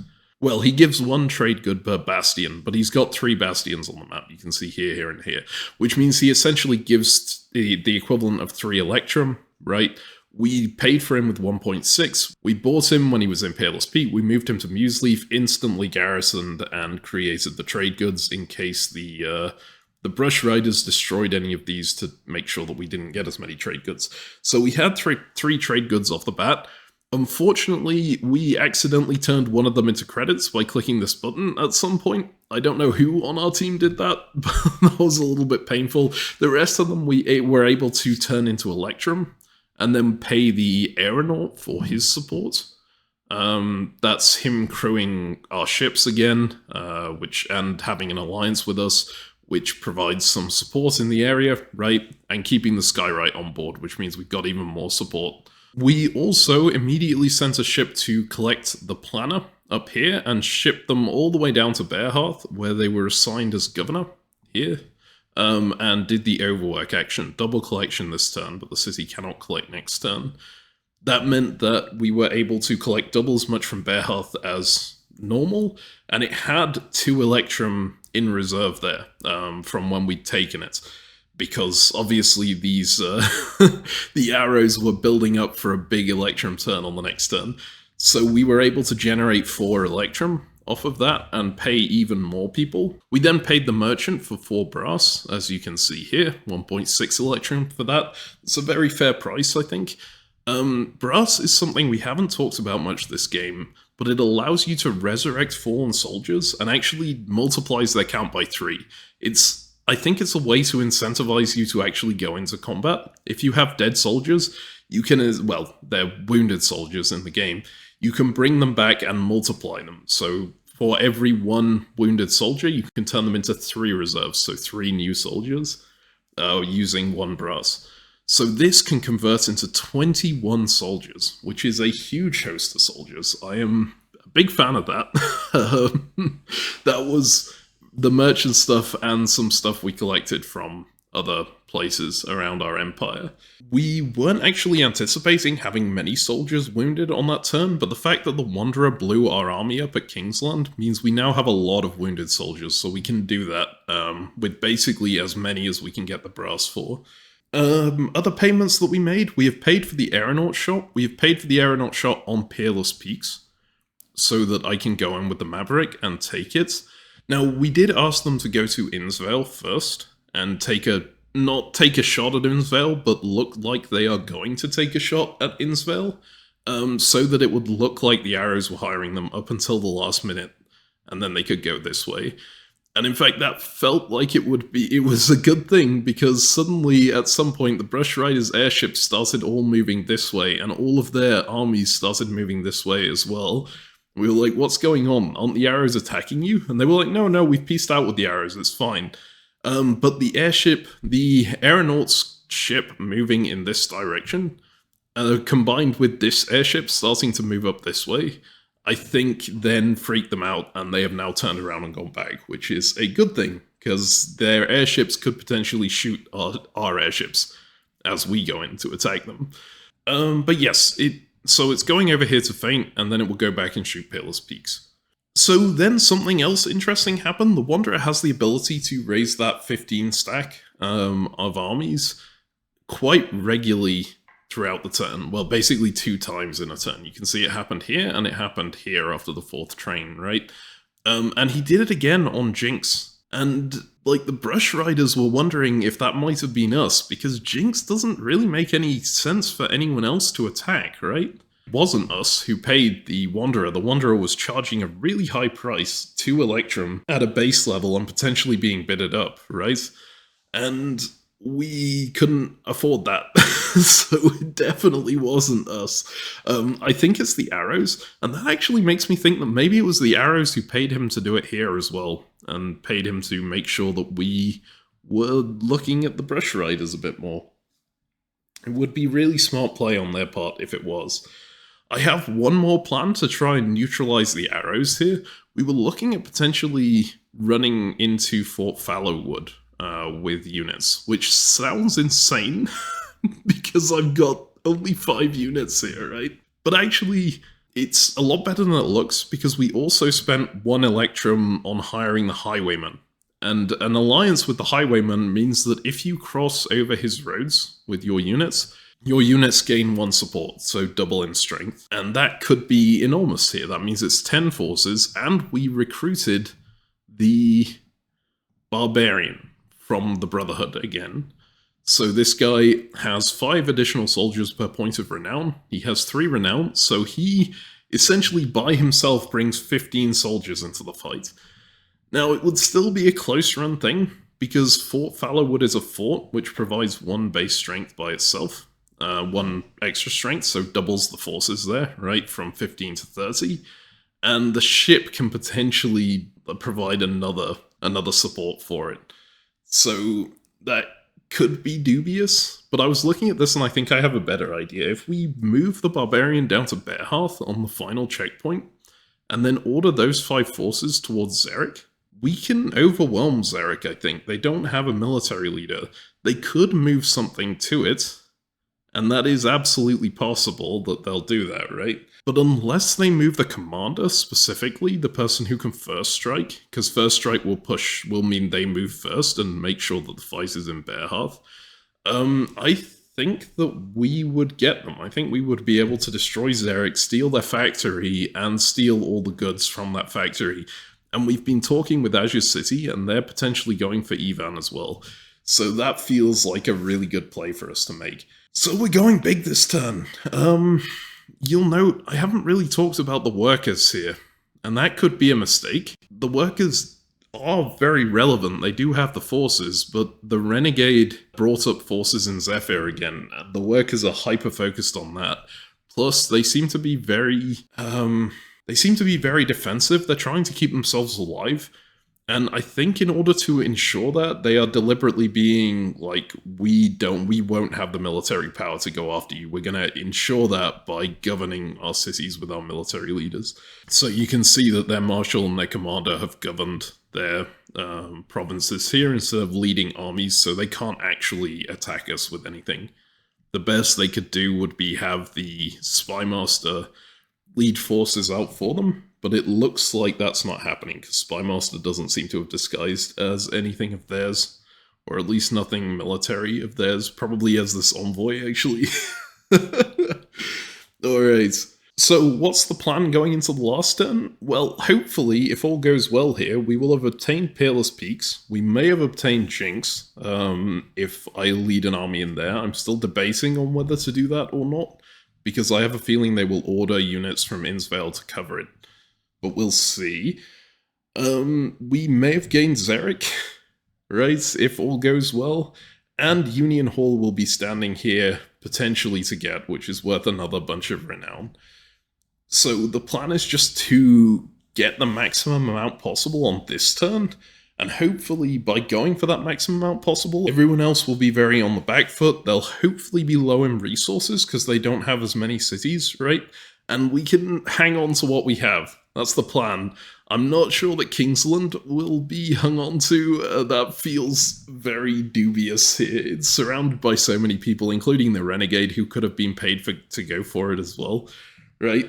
At the end of the day, Kingsland isn't even worth as much as Peerless Peaks is, in terms of renown. So if we take this, we're kind of making up for losing this one.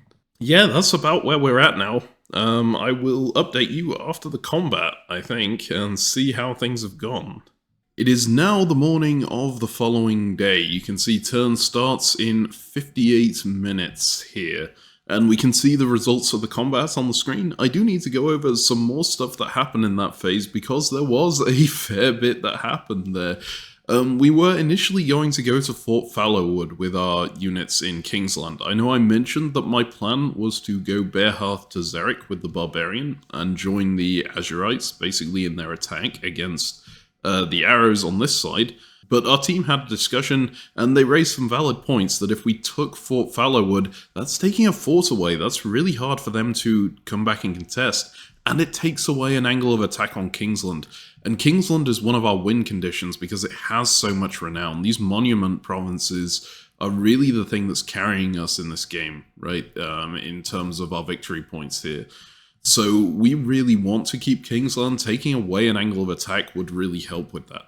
So we had the plan in to attack Fort Fallowwood. However, towards the final checkpoint, we noticed that the arrows had put a diplomat in Jinx. And that was a diplomat that probably has some sort of spy tech on it, because otherwise what's it doing in Jinx, right? It wasn't joining a forum or anything, it was just standing there.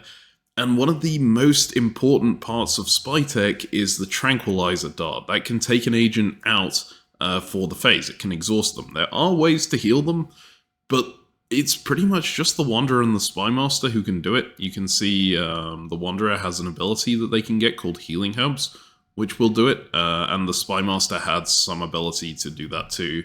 But for the most part, we definitely couldn't afford that at that point, so if that diplomat had come down into Kingsland on that final train, and then shot our Barbarian, we would not have been able to attack anything, because the Barbarian wouldn't have been able to issue orders. So we had a panic going into the final minute of, do we keep the plan as is? Do we switch up the plan? I was like, look, if we go down to Bearhearth, they literally cannot reach us with that unit, right? We will be over here. Yeah, they'll be more suspicious about it because it's closer to them. I think that they didn't notice that the Barbarian was in Kingsland, maybe, before that point. Because there are so many agents here, it's tough to, like, pick out... Oh, that's the wrong thing, hang on. It's tough to just pick out an individual one, right? But in Bearhearth, it would show up on this window here, so they would know that we were coming for them, but they wouldn't be able to do anything about it because it's after the final train, right? They can't send anything into a different location or anything like that. So I made the executive decision as the military commander to send the Barbarian down to Bearhearth and do the Xeric plan instead of the Fallowwood plan. As anticipated, it did panic the Arrows. They sent a message in the UN asking why the Barbarian was there. I explained it in Vanaheim, which is a slightly different location here, that we had a chat with just them, the Renegade, and the Spymaster. And I said that we are just going down here to gather our forces and send them back up to Kingsland so that we can defend it in the event that the Renegade comes up from Zephyr. And that seemed to be accepted. In fact, that was something they'd actually suggested that we do much earlier in the phase, right? So I think they thought that was fine. And we kind of got away with it. However, of course, I wasn't doing that. I ordered my units to go to Xeric. After that, the aeronaut did indeed turn around and go over to Peerless Peaks. We were planning to have him attack at the last possible moment to make sure that we don't tip off the Brush Riders that were coming for them, because the Brush Riders actually did accept our alliance eventually. We had to break it in order to attack them. We broke it last minute, so they weren't aware that it was going to happen until too late, right? But the aeronaut was coming over here. We were going to have him file at the last second, but about an hour before deadline, I saw he was actually moving his ship kind of close to our stuff as well, and I didn't want him to have the ability to, like, sell the shot to the other person, go to them and go, look, I've been paid this amount, will you pay me more to shoot the other way, kind of thing. So I told him fire at will about an hour before when his airship was still over here. And he was fine to do that. I think I was being overly paranoid about it, to be honest. But he did shoot at Peerless Peaks. That made Peerless Peaks go down to 8. I said 7 in the last part of the video. It was actually 8 because it takes away 7 from 15. And we had the Maverick over here in Museleaf ready to lead these the 5 forces that were there in and take it out with 10 against 8. Right, that's the plan. However, Brush Riders had moved their commander in, and the commander has the special ability First Strike, which I think I've talked about already, right? The commander can basically lead a force out before anyone else's orders are actioned, and if it attacks a unit, that unit's orders are cancelled, right? Because they have to fight to defend themselves instead. So if the commander is ordered to Museleaf here, then my Maverick ends up fighting in Museleaf instead of in Peerless, so we don't take it. We had a plan to deal with that. We were going to send the Envoy, because he can travel by train, right? Yeah, he can travel by express train, so he can travel anywhere on the map. We send him up there, we buy him a tranquilizer dart. We've already got a fair bit of spy tech on him, but we buy him a tranquilizer dart here. And then dart the commander so that the commander can't lead that force out. We did part of that, we sent the Envoy up there, and then our speaker realized, hang on, taking that ability, the priority transit, getting from one location to another all over the other side of the map, actually exhausts the agent for 3 turns, which we hadn't realized. It does say it here, but we hadn't realized it. So actually this Envoy couldn't tranquilize because he didn't have an action. He was already exhausted. So that plan was down the drain. So at the last minute, well, thankfully it means we saved 3 brass because we didn't have to buy the tranquilizer. But at the last minute we knew, okay, we're not getting Peerless. They're going to be able to push us back into Museleaf. It is what it is, right? Keep all the orders the same. We attack Jinx from the theatre, we attack Xeric from Bearhearth, we attack Peerless from Museleaf, and we just hope as much of it works as possible. It's not going to be as good of a turn as we thought, but hopefully it's good enough. And then the turn flips over and we find out, actually we did get Peerless, and we didn't get Xeric, which was a bit of a surprise. Oh, one more thing that happened, we didn't actually shoot any of the other factions with our airships. We went down here to Zephyr and shot the Renegade, because now that Fallowwood was out of what wasn't a consideration, and we couldn't get the airships down to Xeric in time to help there, right? And Jinx already had all of its forces dead. The only enemy army in range that we could attack was the Renegade unit in Zephyr, so we just went there and shot them. Hopefully didn't annoy anyone, right? Because the Renegade isn't a faction. A lot of people dislike the Renegade at this point. The arrows have been going around burning all their bases down because of what the Renegade did to them prior. So yeah, we end up watching the turn flip over, and we get Peerless Peaks and we get Jinx. And we're kind of astounded, but it turns out that Brush hadn't changed their orders after we broke the alliance with them. I don't know whether they weren't online, maybe they didn't notice, or maybe they just didn't know what to do. But this commander didn't have an order to attack Museleaf, which meant he was attacked on defense by those forces, and indeed it ends up being 10 versus 8, right? You can see the combat log here. Jinx, they didn't even move units to. They were too afraid of an attack from Fallowwood, I think. So we just walked in and took it with no casualties whatsoever. Pretty incredible there. However, Xeric we did not get. And if you look at the orders log here, there's no fighting even happening in Xeric. We were very confused about what happened here. And then we found out, there was a Renegade army in Vanaheim. And we thought that Renegade army in Vanaheim would probably be messing with the arrows. But it marched on Bearhearth, and it clearly marched with the actual commander, the Renegade leader, because you can see the true Renegade moves first in combat before even faction commanders, so before anyone on the map does. I think this is the true Renegade leader. They led a force into Bearhearth here, and that cancelled my Barbarian's orders. You can see here, Rose army of 5 Barbarian had their orders cancelled by an invading army. Thankfully, before that happened, because otherwise we would have lost Bearhearth, the arrows had come down with their airship and shot Vanaheim, presumably thinking that that Renegade army was coming for them. So this army that attacked was only strength 3.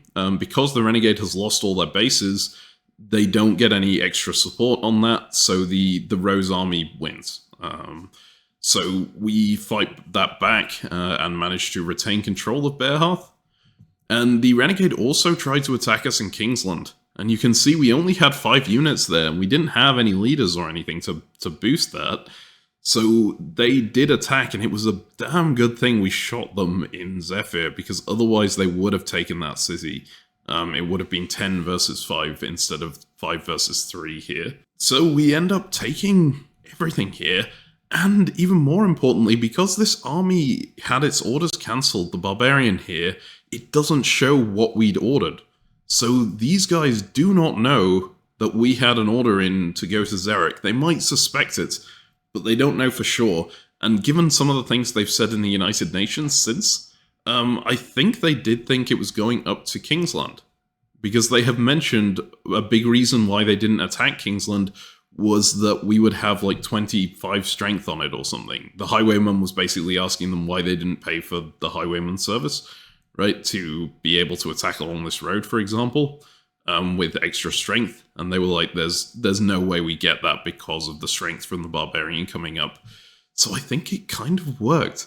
Now, whether it actually matters, I think they're going to attack us anyway on this last turn. Primarily because if you look at our renown count here, we have 70 now. That was an absurdly good turn for us. We look at the renown counts of the other factions. Worker Rebellion has 32.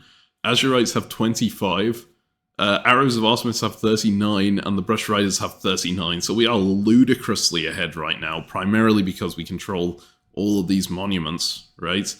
And so I think it just makes sense for the other factions to try and coalition us so they have a chance at the win. We'll see whether we can hold out on that. I think this is less of a lead than it looks like if that happens, because of the amount of force we could see coming for us.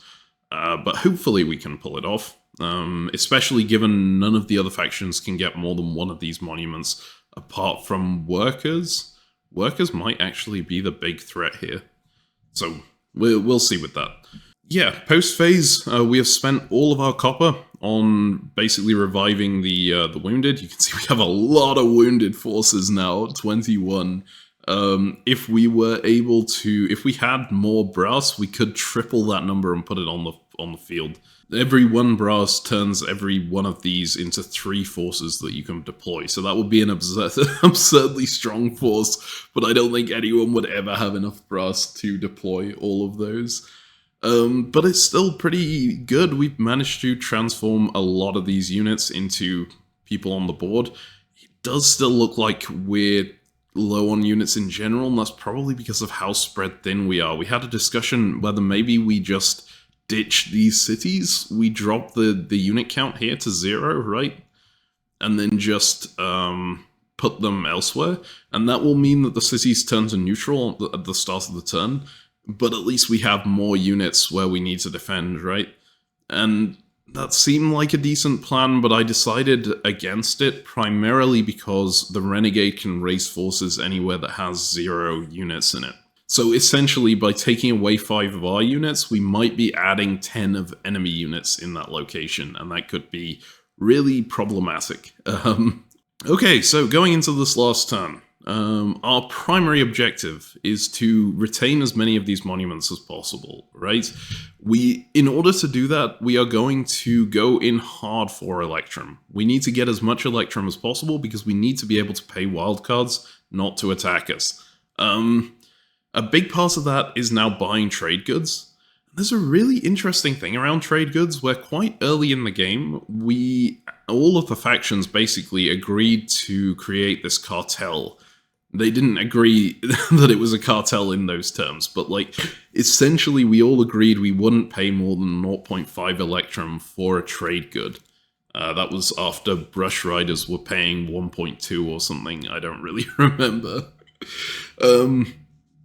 Just so that we could keep the price down for all of us, right? We've actually been paying more than that since, and I think other factions have been too. We've been paying like 0.6, 0.7, depending on the time. I honestly think in this final turn, the wildcards could get a rate of 1 Electrum per trade good, which would basically mean we buy the trade good for the value of the trade good, so we get nothing out of it, right? We would just be able to transform that trade good into 1 Electrum again. And that seems ludicrous, but you have to think of how much it's worth to be denying that to the other players as well, right? If we buy the trade good, that means 1 less trade good that's going to someone else. And if they're able to buy it for less than 1 Electrum, they're still making a profit off of that. We do not want that to happen.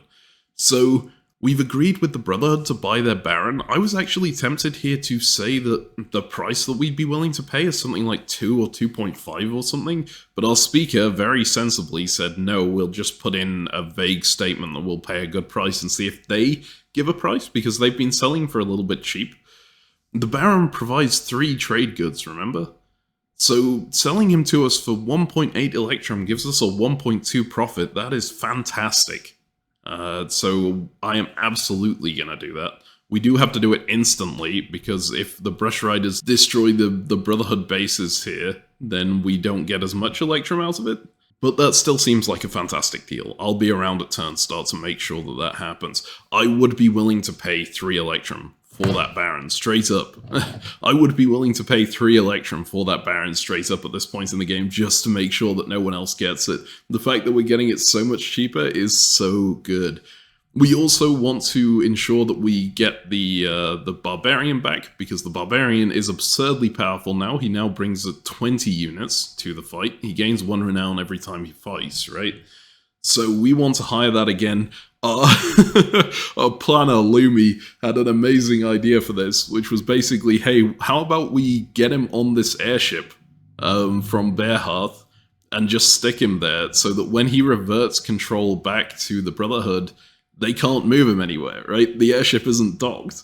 So if they sell him to anyone else, we can just keep him stuck on the airship and he won't be able to do anything for them. So really they have an incentive to sell it to us for a lower price because we're the only person who can do anything with it. It is a little awkward in that it means we can't dock this airship anywhere, so we will have to go the long way around these cities if we want to make sure that he can't get it off. But it's a really amazing idea, and the same thing, we're basically doing the same thing with the aeronaut people, right? The Navigator and the Skywright. These are amazing. We are planning to pay for them anyway, so there's not really that much of a reason to be kidnapping them, but it's just in case the aeronaut goes back on their word or anything like that, right? They don't have an incentive to sell these to other people if the other people can't get them off the ship. It's amazing. It's actually something that some of the wildcards realized was a danger early. We asked the Wanderer a while ago to hop onto one of our airships in order to talk to us privately, And the Wanderer just went, no, I'm not going to do that because you might take off with that ship and leave me stuck on the ship. And then I can't. And then because the Wanderer is just one agent, right? And can't really do very much outside of that. They technically have two agents now because they found their friend who can do a slight amount, but the vast majority of their power is on the Wanderer. If you kidnap the Wanderer, he is just out of the game completely. So the Wanderer was very correct to never get on an airship, I think. But yeah, we'll see how much we can buy off people. We're going to try and maximize Electrum. We're definitely not going to get a huge amount of it. Our factories are a little bit Electrum starved. You can see there's 2 in that one. There's what? 0 here. And Rosewater's the only other one that can make it. Plus 1 here. Bearhearth got overworked last turn, so we can't collect Electrum from there, right? Which is a shame, because look how much steel is in Bearhearth. Jeez. That would be amazing to collect. But yeah, we're going to get as much Electrum as we can off of trade goods and stuff like that, and see where that gets us. See if we can pay off wildcards not to attack us and hold all of this stuff that we have. Final thing to say, we have been hosting the UN in Kingsland, as per usual, right? We are planning to do that again next turn. The nice thing about it now is the actual UN. For the first time in the game, we have one of every player's unit here. Every wildcard, every faction, everyone can talk here. For the first time in the game, this was a cause of celebration. People were very impressed that the UN finally has everyone. Alright, well, we'll see how this next turn turns out. I'm sure I'll update you during it, and hopefully we can retain our lead. Well, of all the Days Without Strife, I can very clearly say that this one has had the most strife. Oh my god. We are under siege. Pure and simple here. Today has been insane. I went out to the shops for like an hour and I was just looking at my phone the whole time getting reports from my team. It feels like being in a situation room, how often things are changing here. Early on it wasn't so bad. That was when only I was online for my team, other people were online for their teams, right? There was obviously some bad things that were clearly going to happen when the workers raised 25 forces here and 24 here. That was very painful to see. And it's very clear they're going to go for the 2 monuments, right? And attack us at both locations. We cannot afford to lose that many monuments. Basically, if we lose 2, I think we might be out of contention. I'm not 100% sure on that. We might be okay with just 1. But certainly if 2 go to the same player, they're going to overtake us. So the lead that we had is looking more fragile as it goes. Now, at the start of the day, it was mainly negotiations with wildcards. So I had this 1 trade good from the aeronaut keeping their quartermaster aboard our ship on the previous turn. We, of course, had paid for that. That gives us a trade good at the start of the turn. I converted that into Electrum and immediately used it to pay the Brotherhood for their Baron. You can see here, 1.8 Electrum for the Baron. That happened immediately. I then garrisoned the Baron, sent him as a governor, and got an extra 1.2 Electrum out of it, right? 1.8 back, and then an extra 1.2 on top. I then had a very long discussion with the Brotherhood in the UN, which I've set up again, and this time it is a UN with everyone, apart from the Azurites now, apparently, but for a while we had everyone there. And the Brotherhood was bidding on things, right? And it turned out that it was so important that we had put that barbarian on that airship and sailed him away. Because he had said, yeah, it's okay if you get the Baron, we'll sell that to you, but I'm going to sell barbarian to the highest bidder. And I'm fairly sure we wouldn't have been the highest bidder here. There are other people with far more Electrum than us, notably the Arrows, whose entire strategy for this game has been building up for that huge push on the final turn, right? But thankfully we had the Barbarian on our ship, and I didn't want to be too pushy about this, because obviously you don't get someone to sell you their stuff by saying, haha, we fooled you, blah blah blah blah. But eventually, when he was continuously bidding like this, I went to him and I said, hey, it's okay if you sell it to someone else, that's alright, but I am gonna keep him on the ship. if you sell them to someone else, because I don't think we can afford to let him go to someone else and hit us with that many units, right? And after that, he offered us the Barbarian for 0.8. That was fantastic. We were also having a bidding war over the Bard, who is this guy here, who is also a Brotherhood agent with the arrows, because he was sitting in an arrow city, right? He has the ability that he can muster forces immediately, so he can give you a bunch more units. And the arrows really wanted him, and they could obviously outbid us. So I went to the arrows and I said, hey, you can have Bearhearth if you don't bid on this unit, if you just let us take it. And they agreed with that. And the Brotherhood saw them agree and sent us the trade offer, and we got him for, I think, 0.5. It was very cheap.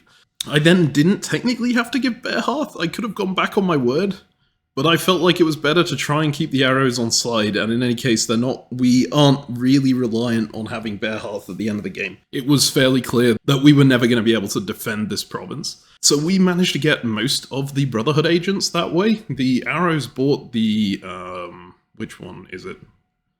They bought the Barrister, this guy, who can turn a city from neutral into theirs. They were going to try and use that on Cobalt, because the Azurites had forgotten to garrison it, so it had turned neutral again. I say they've forgotten, maybe they left it empty so the Renegade would have a place to spawn, but the Renegade didn't come online. So they headed off this way to try and get it, but it turned out that the workers got there first with the aristocrats, so that didn't really gain them anything. And finally, they were auctioning off the builder, and they were going, hey, is anyone willing to pay for the builder on the final turn? And no one was. And I didn't really want to point out that the builder can be very good, because we didn't have the money to spend, right? We'd spent most of our money already. So eventually he was going, okay, you know what? For the memes, I'm going to send it to the Wanderer for free. And the Wanderer went, yeah, sure. And I piped in and said, hey, if you're that desperate, we'll buy it for 0.1. It's a good diplomatic agent, right? And so he agreed to sell it to us for 0.1 Electrum, which is the greatest steal ever, I think. Because this guy, as a governor, not that guy. Wait, where is he? Here. This guy, sorry. As a governor, why is he exhausted?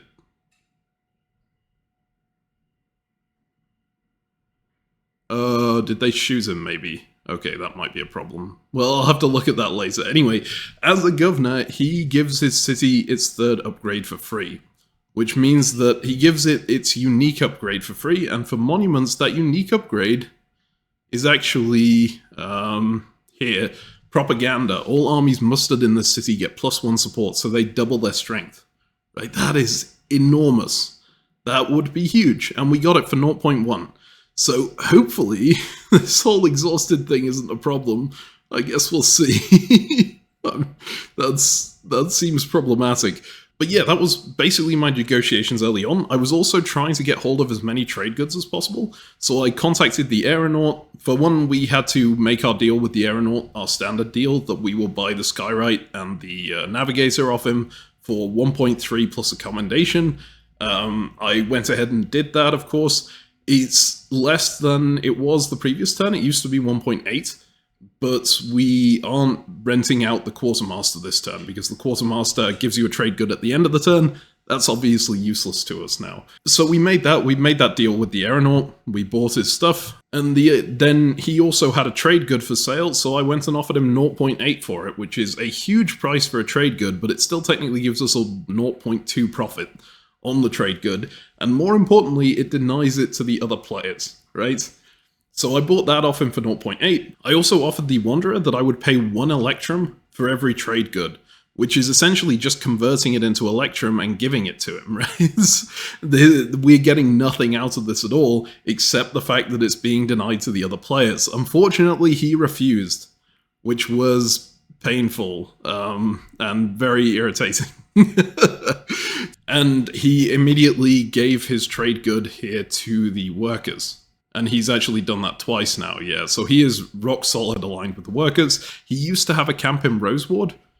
And I was like, I do not want him to have a camp in Roseward, because he has the ability to instantly teleport to his camps. He could get into our backline, go to Fort Sirensong, and destroy all our units there.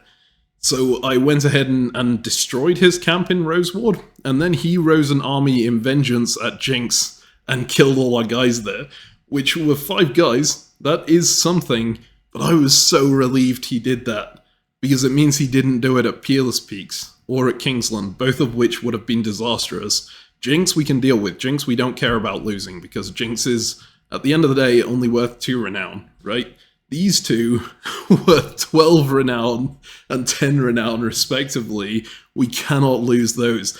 And he exhausted himself for 3 turns by doing that. So he can only do that 1 more time during the game. I do think he's going to do it to us. I think he's going to come and attack us, which would be very upsetting. But unfortunately, not much we can do about that. I had hoped to keep a commendation back just in case we needed to use it as a denouncement, because you can denounce the wildcards, and that has an effect on them. In the Wanderer's case, it exhausts him immediately, which means he can't use his abilities anymore. That would be incredible. Except, of course, since the last time I played, that's been changed a bit because the denouncements were a bit too strong, and now any wildcard who has an alliance can't be denounced. And so every wildcard is just going to make an alliance immediately, right? So we can't use the denouncement against them. So I think we have to just deal with the fact that this Master's Blade is going to come and hit us somewhere. I really hope it's not at Peerless Peaks, but if it is, I'm going to lead an army in from Museleaf to attack it to make sure that it doesn't get taken from Quicksteed. Whether that actually protects it or not, I guess we'll see. But yeah, here's to hoping. Okay, so that was my part in the early game. That merely scratches the surface of what's happened here because, of course, as mentioned, we are under siege. Fairly soon after the turn started, the Arrow's airship started heading this way, supposedly, as far as they've said, to pick up their person from there, but they have not done so. They've just been hanging over it, so I assume it was intended to shoot. You will notice that the Brush Rider ships have come this way. We were expecting that. That's sort of, yeah, that was always going to happen, right? They initially started going towards Peerless Peaks, and now they have redirected to go another direction. You can see here they are trying to cover our cities so that they can provide support to their men when they attack them. The airships are primarily what the Situation Room feeling has been about. They've been moving around and just generally being a bit horrifying. We, of course, have our own ones. We've been debating what to do with them. Early on, we decided to use one to transport the planet from Kingsland into Nighthold here, specifically because we needed to collect a resource. Initially that was going to be Electrum, then we realized if we collect steel, we don't need to use it on airships, we can use it on upgrades. And upgrades this late seem bad, except for the fortification. You can see Fort Peerless Peak, Fort Siren Song, Fort Kingsland here. That means they cannot be shot by enemy airships. That is incredible. That means that the units there can't be destroyed by these things raining down from the skies. And there was a bit of a race here because the planner nearly didn't make it here in time. These ships were coming very, very close to shooting Peerless Peak by the time we got the planner off here and garrisoned in this city, generated the steel, and managed to put that up just in time. The workers' airship was coming up north towards Siren Song. We didn't quite have enough steel to deal with that, so we ended up changing our last trade good into a steel just to be able to build that before they shot. And through all that time, we had really been hoping that the merchant would come online and sell us some steel, because he hadn't been seen through the entirety of the earliest bits of the phase, right? Oh, that just got sold. That's a problem. Anyway, he hadn't been seen through the earlier bits of the phase, which was a bit problematic for us. We were hoping he would sell it to us. He didn't come in until really late in the phase when we basically didn't have any Electrum left to give him, but we did have our commendation left, so we gave him the price he asked for steel in commendation. And then we reinforced Kingsland, which we weren't sure about doing. Like, Kingsland feels very lost to me. There's a 25 stack next to it here. There's a 15 stack next to it here, right? Everyone's going to come in on this. But it's something. It might work. We can hope. Anyway, yeah, that's been part of what's been happening. Another annoying thing is when we docked our ship, it was actually this ship, because this is the fast ship, at Nighthold, and dropped the planner off. The airman's crew were on the ship. And the problem with docking at a place is people can get off your ship. And the airman, despite the fact that we had paid him for that crew, hopped off the ship and went, "Ha, see you losers, you paid me for nothing, I'm gonna go and sell my people again," and ran out and abandoned us. And we had a few methods of reacting to this. I really wanted to threaten to denounce him, but again, my team pointed out you can't really do that, like, he'll just get an alliance and then it won't do anything. My team played it a lot better, especially Canadian. He was just sounded very remorseful and very sorry about the situation, was like, I'm really sad about all of this. And the airman felt so bad for us that he put his navigator back in the ship. So, I'm glad that worked out. He also didn't break his alliance with us. And that's something because the other unit that he's selling now, the Skywright, who is now aboard this ship, you can see here, provides +1 support, so again, increases army strength. He is clearly selling that to someone else. But because they're probably going to use it on Kingsland, I think he's probably sold it to the Arrows here. They were the ones who seemed very interested in getting the Aeronaut on side. He will boost our strength as well inside Kingsland. So they actually won't get anything out of this. It's not quite as good as it would have been if he had only sold it to us, right? Especially since we wanted to use it on the places we're more likely to hold, Fort Peerless Peaks and Fort Siren Song. But it's still something that's come out of it. That was a painful thing. The other thing, when we docked at Nighthold again, the Spymaster kept jumping aboard our ship.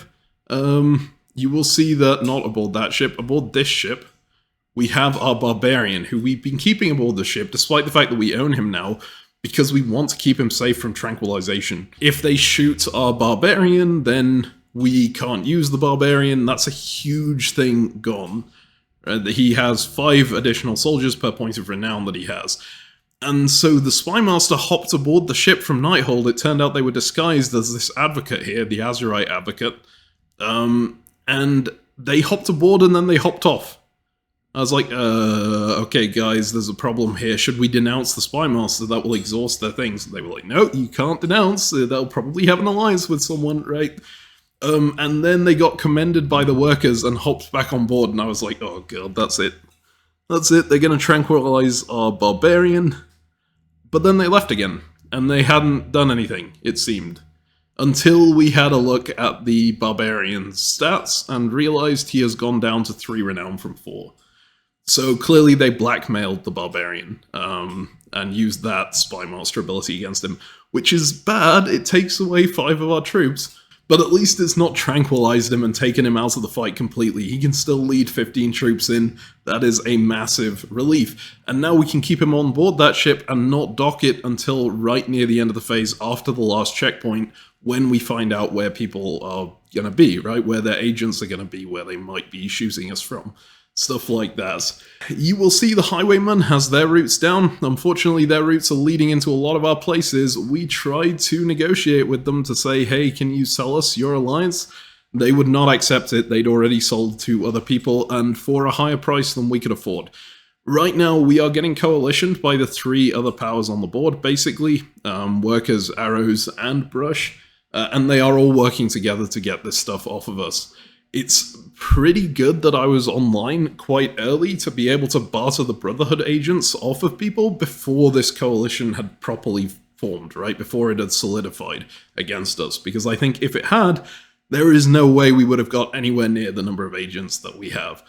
So we are putting up a valiant last stand. There are a few things that we can do to do this, right? We basically have 3 points that we need to defend. We need to defend Peerless Peaks, we need to defend Siren Song, we need to defend Kingsland. Ideally, we need to keep at least 2 of them. We might be able to win if we keep 1, but we will win if we keep 2. Given Kingsland's position, we are going to try and keep it, but we're not that all in on keeping it, right? That seems very difficult to keep. So we're primarily going for Peerless Peaks and Siren Song. We have a group of people who are going to help us do that. The first of which is the Bard. The Bard, as governor, recruits new soldiers immediately instead of after combat. That means he can add a bunch of soldiers to a location late in the phase. That is going to be crucial for countering the Wanderer, who is almost certainly going to come up to Peerless Peaks or down to Kingsland and kill all of the units there. We can't afford his prices, and he doesn't seem interested in working with us anyway. The second of our Avengers is the Builder here, who, as I've already mentioned, can give his city its third upgrade for free. That is going to give one of these two locations a +1 support boost. And when the armies are this big, it's basically the support that counts, right? Because the support is a multiplier, whereas the armies themselves are they're more or less even when they're at this scale. The next Avenger that we have is the Commander. The Commander is a military leader with First Strike. First Strike is huge. First Strike means that he can push the opposition back into their place and fight them at home, even if he goes in with a small force, right? So if he, for example, goes to Peerless Peaks and attacks Quicksteed, that means the fight will be in Quicksteed, which means they have no shot at getting Peerless Peaks. That would be perfect for us. However, their people with First Strike counter that, of course, and they probably do have First Strike around. You can see the Commander and the Commando down here. They will be able to do something about that. That is where our next agent comes in, which is an unexpected one. Here. Well, he's underneath the Tribune, but we can't get to him. There he is. The Envoy. This agent can periodically travel via express rail for free. He's got a free Spytech slot. That Spytech slot is going to be taken up by a Trank Dart. This was the plan last turn. It didn't work. Hopefully this turn we'll have him in the right place to be able to do something. We still have the ability to collect from Jinx. That collection will give us 3 copper, and that is what we need to get that Trank Dart. If they have a first striking commander sitting opposite our commander, we can go in and tranquilize them. Of course, they will be able to do the same thing to us. They will be able to tranquilize us. But we're hoping that they will have used up all their tranks by the time that they think about targeting the commander. Avenger number 4? I think is 4. No, Avenger number 5. I forgot the Envoy was an Avenger. We have the Maverick here. He has militia tactics, gains +1 support if ordered an army of 7 soldiers or less. This guy's been crucial to our strategy all game, and it is exactly the same here. He is sitting in Museleaf, ready to send those 5 units to Peerless Peaks with an extra support, so doubling their strength. That will be enormous as well. That is close to it as far as our team of Avengers go. We do of course have the Barbarian, who I have already talked about, sitting aboard this ship, who can bring in 15 units. He is one of our Avengers as well. And we have the Marshal, who currently is just walking through all these cities, right? But is a military leader, so we'll be able to add the default 1 support to an army, and more importantly, they can blow up wildcard bases for a little bit of renown. Now, that's a double-edged sword, because you will annoy the wildcard in doing so, and you can see here, 2 of the bases adjacent to where they started were merchant bases, and one of them was aeronaut base. And we really don't want to annoy the merchant. Like, they've been really nice to us throughout. It would feel rough to have to do that. And the aeronaut, I mean, they did stab us in the back. But at the end of the day, they're keeping their alliance with us right now, and that is huge. That is giving us a potential extra support on Kingsland.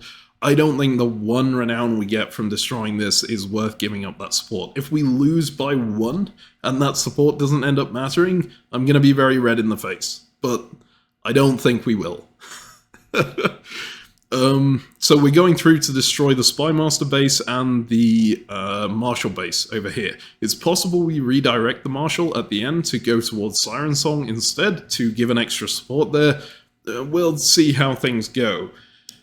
That's our plan. As you can tell, it's been chaotic. I am worried about the fact that these are coming this way. I think they may end up shooting Museleaf, which is a problem, because we don't have a way to get units back there.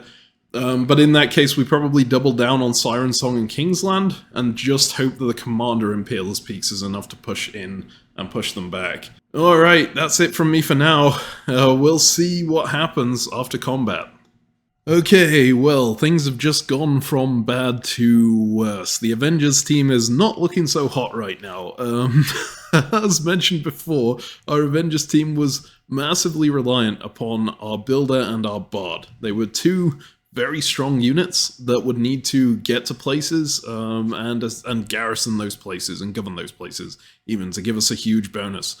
As you saw in the previous recording, one of them was exhausted when I checked on it, and I was going, I need to have a look at that. Turned out, that one got tranquilizer darted. I thought we might be able to use it as a governor anyway. It turns out you can, but it doesn't give the Brotherhood effect that's on it. So for the builder, build it better is not used, which was the whole point we had him in the first place, so he's a bit useless. And the Bard also got sniped on his way through. He was walking a very long way, right? And someone tranquilized him on the way, so he no longer recruits new soldiers either, and he can't be used as a military officer. So that's 2 of our Avengers gone and dead.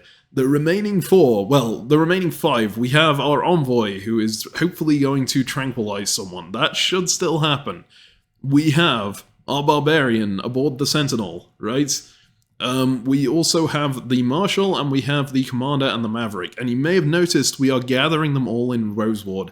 And that is because the way we were going, the way we were sending the Marshal in particular forward, and the way we had a lot of these people near the front line, it was too obvious what path they would take.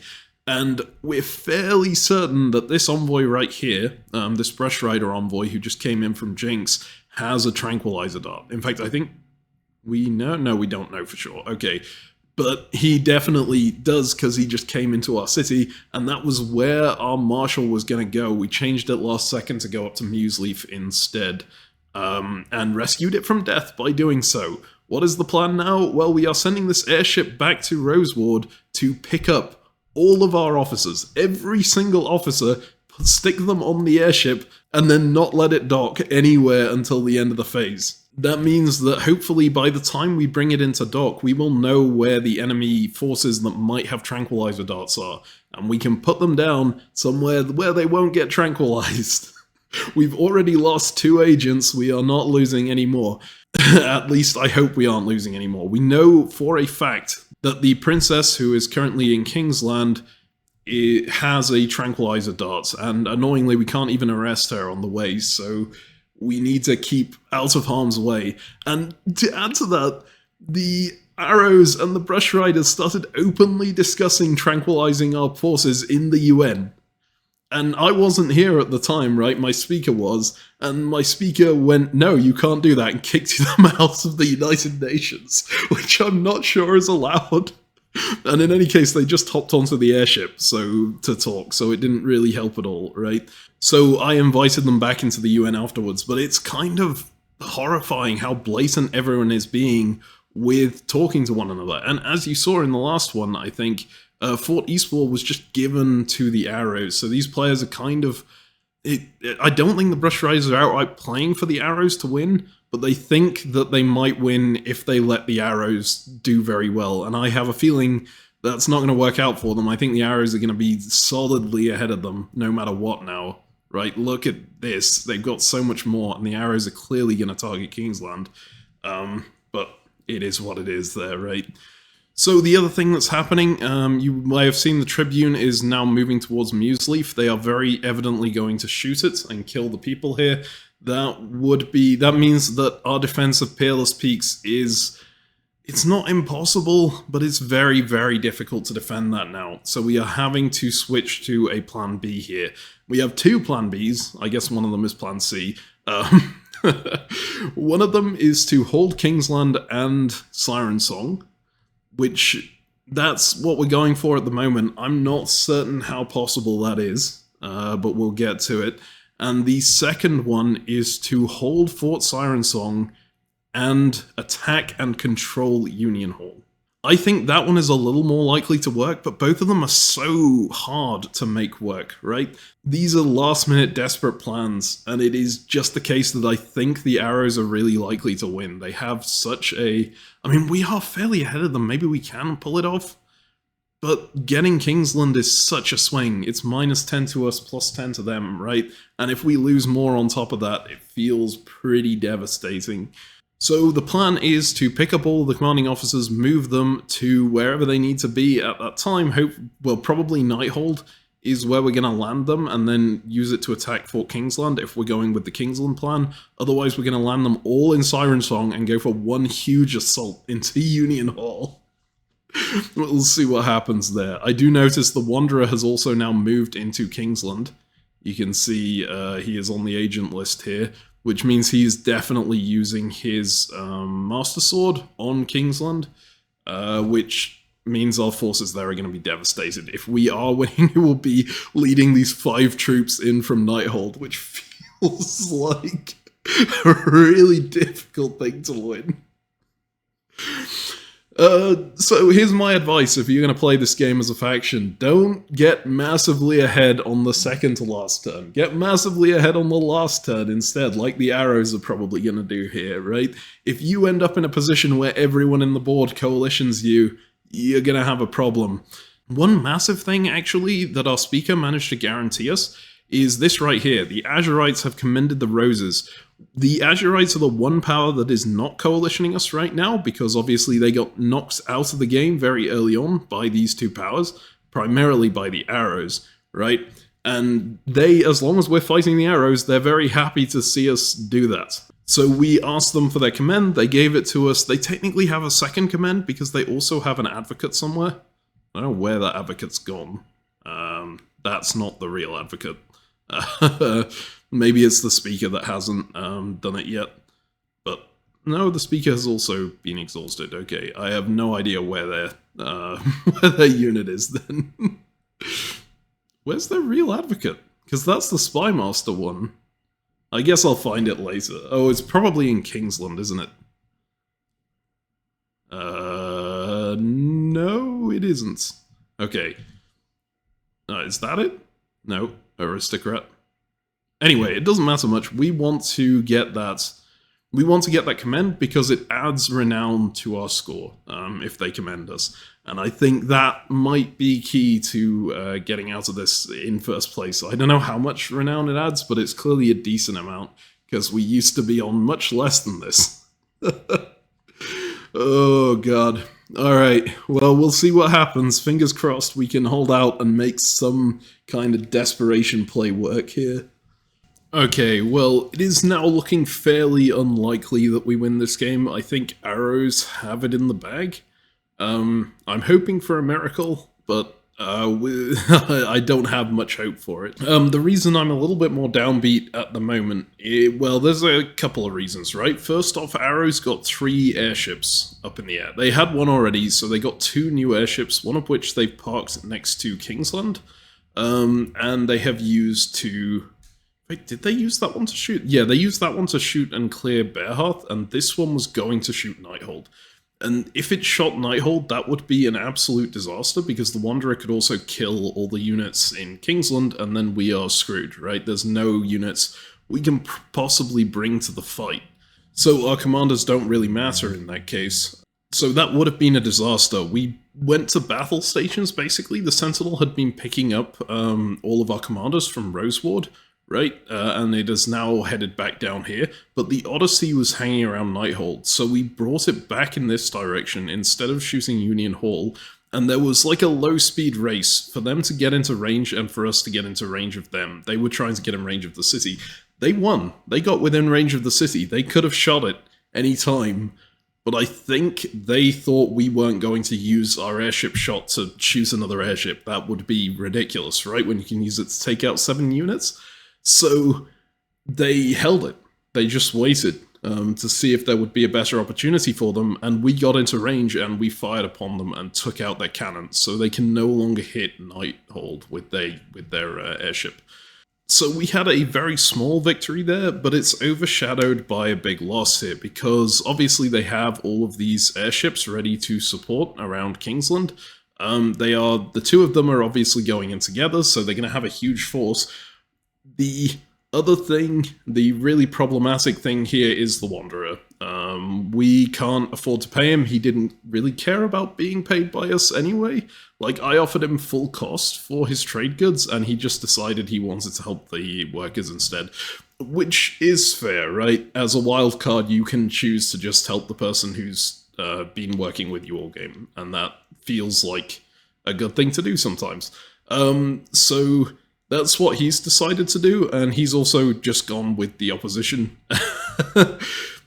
Maybe I'm giving him a bad rap here. Maybe if we'd had more money and would be able to pay him, then he would have offered us his services. But he didn't seem to listen when we tried to negotiate with him at all, so I think he's just dead set on us losing the game at this point, which is a problem because he has the most powerful ability, of course, right? The, not the Hero's Blade, the Master's Blade. Deal 15 damage to an army in your city. And he has come off cooldown. He used the first one on Jinx, which is fine. We didn't care about Jinx. But he can now use the second one. We think he's going up to Siren Song to wipe out the forces there and help the workers. And there's nothing we can do about that, because our envoy is over here. He can't get to Siren Song in time, right? And the Aristocrat is the other person who could trank the Wanderer, and they're all the way down here. So, ultimately, nothing we can do. So if he goes and destroys Siren Song, that means we lose Siren Song. We can't hold that from the other side, even with a mass gathering of armies, right? Even if we put all our commanders on it, there's nothing we can do about that. Except, right now the workers only have one army leader in that location. And this was an idea by Lumi, the planner here, to bring our aristocrats, that's this player, this agent, to Union Hall. And it seems like that's impossible because there's only one checkpoint left in the game, right? But if we sacrifice the support that this thing could give elsewhere, we can send it down to Oxbriar, send the aristocrat up to Oxbriar, quickly get the aristocrat onto the Odyssey, and get them to Union Hall before the final checkpoint. And if we can tranquilize this commander, then we're golden. Because they can't lead a force into Siren Song, so we don't need to defend it at all. Now, all of this is predicated on them not doing the, I hesitate to say obvious thing, but the safe thing, and moving the Marshal to Union Hall. Because if they have 2 units here, there's nothing we can do about it, full stop, right? However, he has stayed in Oxbriar here, which is interesting. I think it's potentially because he wants to take Nighthold at the same time. And if he's going to do that, I mean, it's still Renown. It's a bit painful to lose 2, but that's perfectly fine because it means we keep 12, right? We can get to the commander and trank him. One downside, of course, is any of these agents could potentially hop on board our airship as well. And then they could potentially trank our aristocrat before we can get there and trank him. So there's a huge amount that can go wrong with this plan. But if we lose Siren Song, we're basically dead here because there's no way we're holding Peerless Peaks at this point. The airships are in position to shoot Museleaf, and that's the only place we can bring reinforcements from. I mean, actually, maybe we could hold Peerless Peaks if we get an army leader in there. It's worth a shot, maybe. No, we can't win because they've got 2 extra support from the airship, right? And an extra support from the highwayman route. That's just impossible to overcome. But our plan right now is to defend Kingsland with everything possible on the Sentinel, right?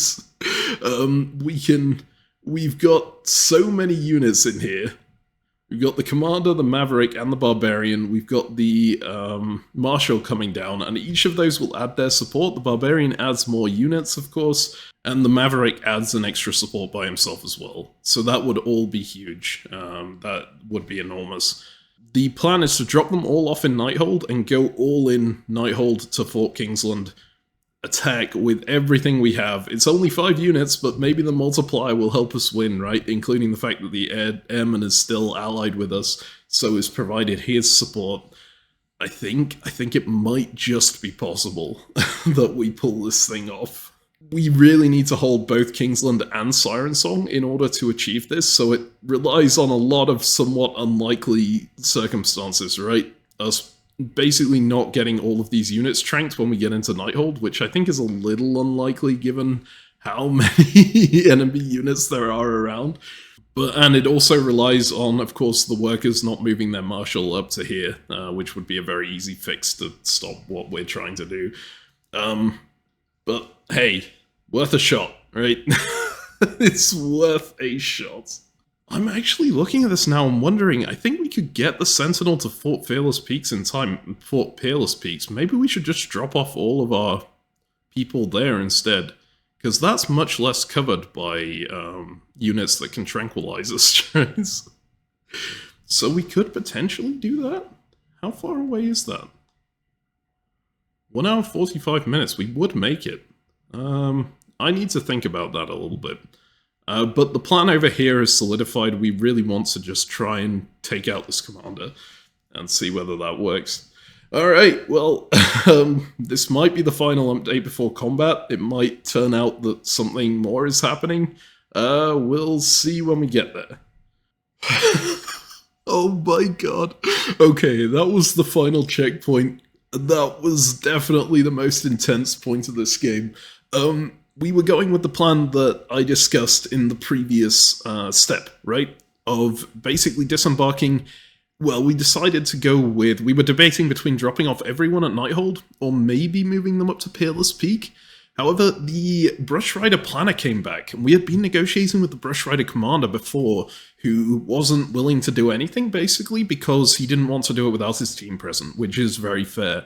But the planner came back, and he started negotiating with us, and he wasn't willing to do anything initially. Of course, he wants Fort Peerless Peaks. There's nothing really we can do about that. We asked, would you be willing to go in on the arrows? Because I think it would be really close if you do. Like, you can steal these few points of renown, and if all three of you get a monument, that could be the difference maker. If you're willing to do that, we'll be willing to protect Fort Kingsland instead of anything else. And he went, actually, I was planning to do that already. I was going to backstab arrows. We don't want them to win, because they have been a pain for us the whole game. So we were planning to move our commander into Fort Fallowwood to stop the attack on Kingsland. And that's huge, right? It doesn't completely stop the attack on Kingsland if the commander also is here to attack, which we were expecting them to be. I don't actually know. Their commander went to Windheart. Curious. But it would stop the martial half, which is big, right? And anything that can take the arrows down a little bit means the arrows are our biggest competition right now. They have 56 to the workers on 44 and Brush Riders on 39, and of course Azurites on 25. So anything that takes them down a little bit is probably good for us. Now, the other super important thing here is there were two things going on, right? They were willing to do that. They obviously weren't willing to do anything with their airships for us, which is completely fair. They want to keep them on Peerless Peak, so we can't defeat their army that's coming in. But I did then ask, you have an envoy in theatre. Would you be willing to move that envoy down to Nighthold to try and protect our units there? Because we're going to use Nighthold to try and hold Kingsland. Kingsland could be held against the workers and the arrows, and that could put you in the lead. And they went, yeah, sure, we can do that. If the Arrows Princess comes in, the princess who's equipped with a tranquilizer, will tranquilize them first. I was like, yeah, awesome, okay. And then I thought, what if the princess doesn't go in? I think the Spymaster's unit... So the Spymaster had two units here, right? They had this unit, the Advocate, a unit disguised as the Advocate, and they had a unit disguised as the Envoy. And I'm fairly sure that this Advocate is the blackmailing one, because they've topped onto the ship before, and we've lost renown when they have. So I think that one's not a concern. The Envoy is the assassin, so that would be the big concern there. So I said, hey, if you get a shot and the princess isn't there, take it at the Envoy. And they agreed to do that, which was absolutely fantastic. So we docked at Nighthold with our... oh, I should mention as well, the arrows shot our ship, which is kind of to be expected. They shot the engines out, which meant we moved really slow. We hadn't anticipated that, and it means we can't get anywhere except Nighthold with the ship. So we were planning to hold back the ship and then land after the checkpoint, but suddenly that became not an option. So we just docked at Nighthold to consider our options. Now, our options were either release our people onto Nighthold, right? Or release them to Nighthold and then move them somewhere. Because it was a few minutes before the checkpoint, we had that option. So we were like, what do we do here? Should we move it? Should we not? And then we came up with the idea, well, if these guys are interrupting the attack, like Fort Fallowwood, and stopping that army coming in, if I move my commander to here and then attack Zephyr with the commander, that would mean that the commander's first strike will knock this force back. Because the commander's first strike makes them fight on the defense, right? And they have no first striker here. They have the Firebrander which gains renown twice as fast. They have the veteran, which starts with renown, and they have the marshal, which can't really do anything except issue orders to armies. So that is huge. If we get the commander in Kingsland, we can push them back. The problem is, of course, he could be tranked. So we sent him with the barbarian. We were like, okay, we're going to send the barbarian and the commander to Kingsland, hope that they tranquilize the barbarian, because the barbarian's ability is really powerful, and the arrows in particular are the ones who have the trank, and they might be worried about it. And then our commander can stop the attack from here, the brush riders can stop the attack from here, and we're solid, we're so golden. So we were doing that. In the last minutes of the phase, we disembarked all of our commanders onto Nighthold. And the Spymaster starts jumping in and out of the Sentinel to try and be ready to tranquilize us, right? If we're keeping anyone there. So because we're keeping the Maverick there at the very least, and the Maverick needs to here order an army into Fort Kingsland to be able to defend it, right? Because we're keeping the Maverick there, they would have someone to tranquilize, and it would be a race between the Brush Riders and the Spymaster. So I just continuously pressed the embark, disembark button on the Maverick to make him really difficult to hit for that entire time. The Spymaster, once the phase goes through, the Spymaster jumps into the Sentinel to try and tranquilize him, right? I jump out, Spymaster jumps out, I jump back in. And so on and so forth, until the Spymaster's unit gets tranquilized by the Brush Riders. And they really did us a solid there, because that means our units here are completely safe. It's absolutely incredible. And the other incredible thing here is, these guys moved their Marshal this way, and the Odyssey got here in time, right? As long as it can get to here and dock, which I believe it can, we're so golden.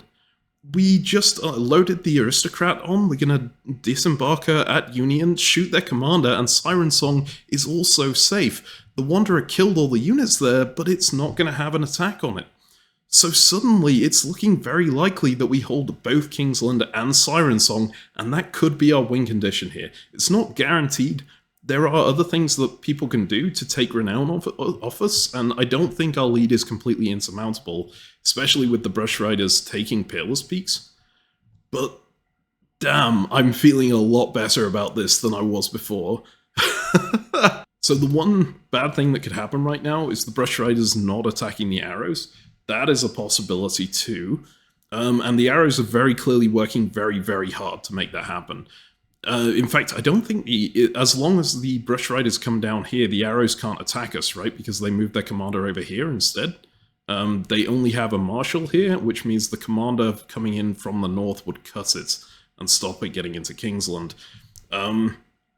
They are trying everything they can right now. As you can see from this conversation, the Arrows of Artemis are trying to paint us as gloating at them so that the Brush Riders will stop working with us. We're obviously doing no such thing. That's a very common diplomacy tactic, of course. We'll see if that works out, but God. I think you can tell from the way I've been talking this phase that that was surprisingly adrenaline-inducing, that turnover. God, if we win off of this, this is going to be magnificent. I mean, no matter who wins off of this, this was a magnificent ending. I guess I'll see you when that ending has occurred. Oh boy, okay, it is about 2 minutes to go until the deadline, and there have been twists and turns in this scenario. It looked like we were likely to win, and then suddenly the Barbarian got shot in this area, and the Arrows claimed to have another shot that they would use on us unless we gave them Roseward and the Theatre. Thankfully, they were also trying to extort the workers at the same time. They were basically just trying to make sure that they were the ones to take Kingsland, I think, by causing a lot of strife elsewhere. We, like, both factions sort of bonded over the fact that we were being extorted by them, and neither of us broke, so I think everything is fine. The other thing is, of course, in that conversation, now we managed to tranquilize the commander here. The workers realized that we managed to tranquilize the commander, and they brought it up in this ship right here, the Sentinel, which unfortunately also has the Brush Riders on it. So we were worried that the Brush Riders wouldn't attack Fort Fallowwood because they wanted the Roses to take Kingsland to make sure that we weren't immensely ahead. Oh my god, okay. Oh, thank god we won! 68! 68. Second place is 60. Third place, I think, is the Arrows at 55. And then Worker Rebellion at 44. And Azurites at 31. Oh my god. So there we have it. That is the end. We managed to take hold Kingsland and hold Siren Song. And after all that madness, here we are at the end. Successful. And Kingsland didn't even get attacked. Because the Brush Riders disrupted it from Fallowwood, right, with their commander, and we disrupted Zephyr with our commander, so there's no one here. No one attacked it. It was just our own cities that came, our own backup that came in from Nighthold. Oh, amazing. We, of course, lost Peerless Peaks and Jinx, which was to be expected. Somehow we managed to hold on to Nighthold. I thought, oh, they didn't have a unit in Oxbriar, of course. And yeah, Brush managed to push out and take Fallowwood, and with Peerless Peaks and Jinx, they get into second place as well. This was an amazing game. What more can I say about this? Like, I think that's come across in just how excited I was about that final day. Bloody hell. Well done to everyone who played. This is an absolutely fantastic time, and you all made it an incredible experience. And honestly, I think anyone could have won that, except maybe the Azurites who got knocked out fairly early. Sorry, Azurites, that was pretty rough.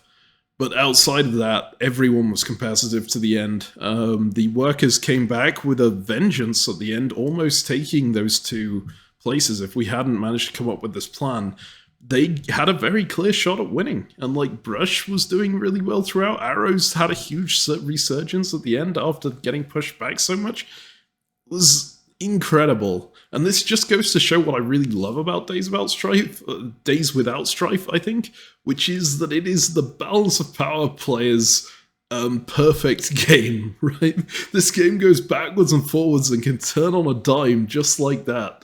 And you're interacting with so many people throughout, and it's just an awesome experience. And huge shout out to my other two teammates, Complete Canadian and Luminous Knight. You were both incredible to work with, and especially on this last day when we were just talking basically all day. It felt like such an incredible team dynamic, and we had people who, like, Canadian was amazing on the speaker, diplomating with people. Lumi was great at coming up with the long-term plans and micro stuff that micro even, stuff that I don't really look at as much. Like, I don't look at specifics on numbers and things very much. And also coming up with that plan to tranquilize the Union Hall commander, which probably saved us the game here. I'm not going to say probably, it definitely saved us the game. Just amazing game. And finally, thank you to the developer. If you guys are interested in playing this game, it is currently being playtested. You can join the Discord in the description below, and you should be able to get into a playtest. They run European and US time zone ones at the moment. Hey, CaptainMeme here, just to provide you with the final scores. You already saw the final ranking of the factions. Azurite in 5th, Workers in 4th, Arrows in 3rd, Brush Riders in 2nd, and of course our very own Rosemore team placing 1st. Well done to my teammates. I do want to call out that a lot of the time that I say I in this video diary, I'm actually talking about a group decision from myself and my team. A lot of the time I'm also talking about things that my teammates actually did and that I'm just claiming for myself. So keep that in mind. Well done to Canadian and Lumi. You can also see some super interesting stuff on the wildcard side of things. The Wanderer having 0. They didn't actually care about their placement in the game at all. They gave everything they had to the Workers just to try and tank us and push for an underdog victory in the game. It makes a lot of their play make a lot more sense, to be honest. But it makes me doubly proud that my team managed to pull off the win regardless. At the top of the table on the wildcard side, the Aeronaut won an incredible victory with an astounding 29.1 Electrum.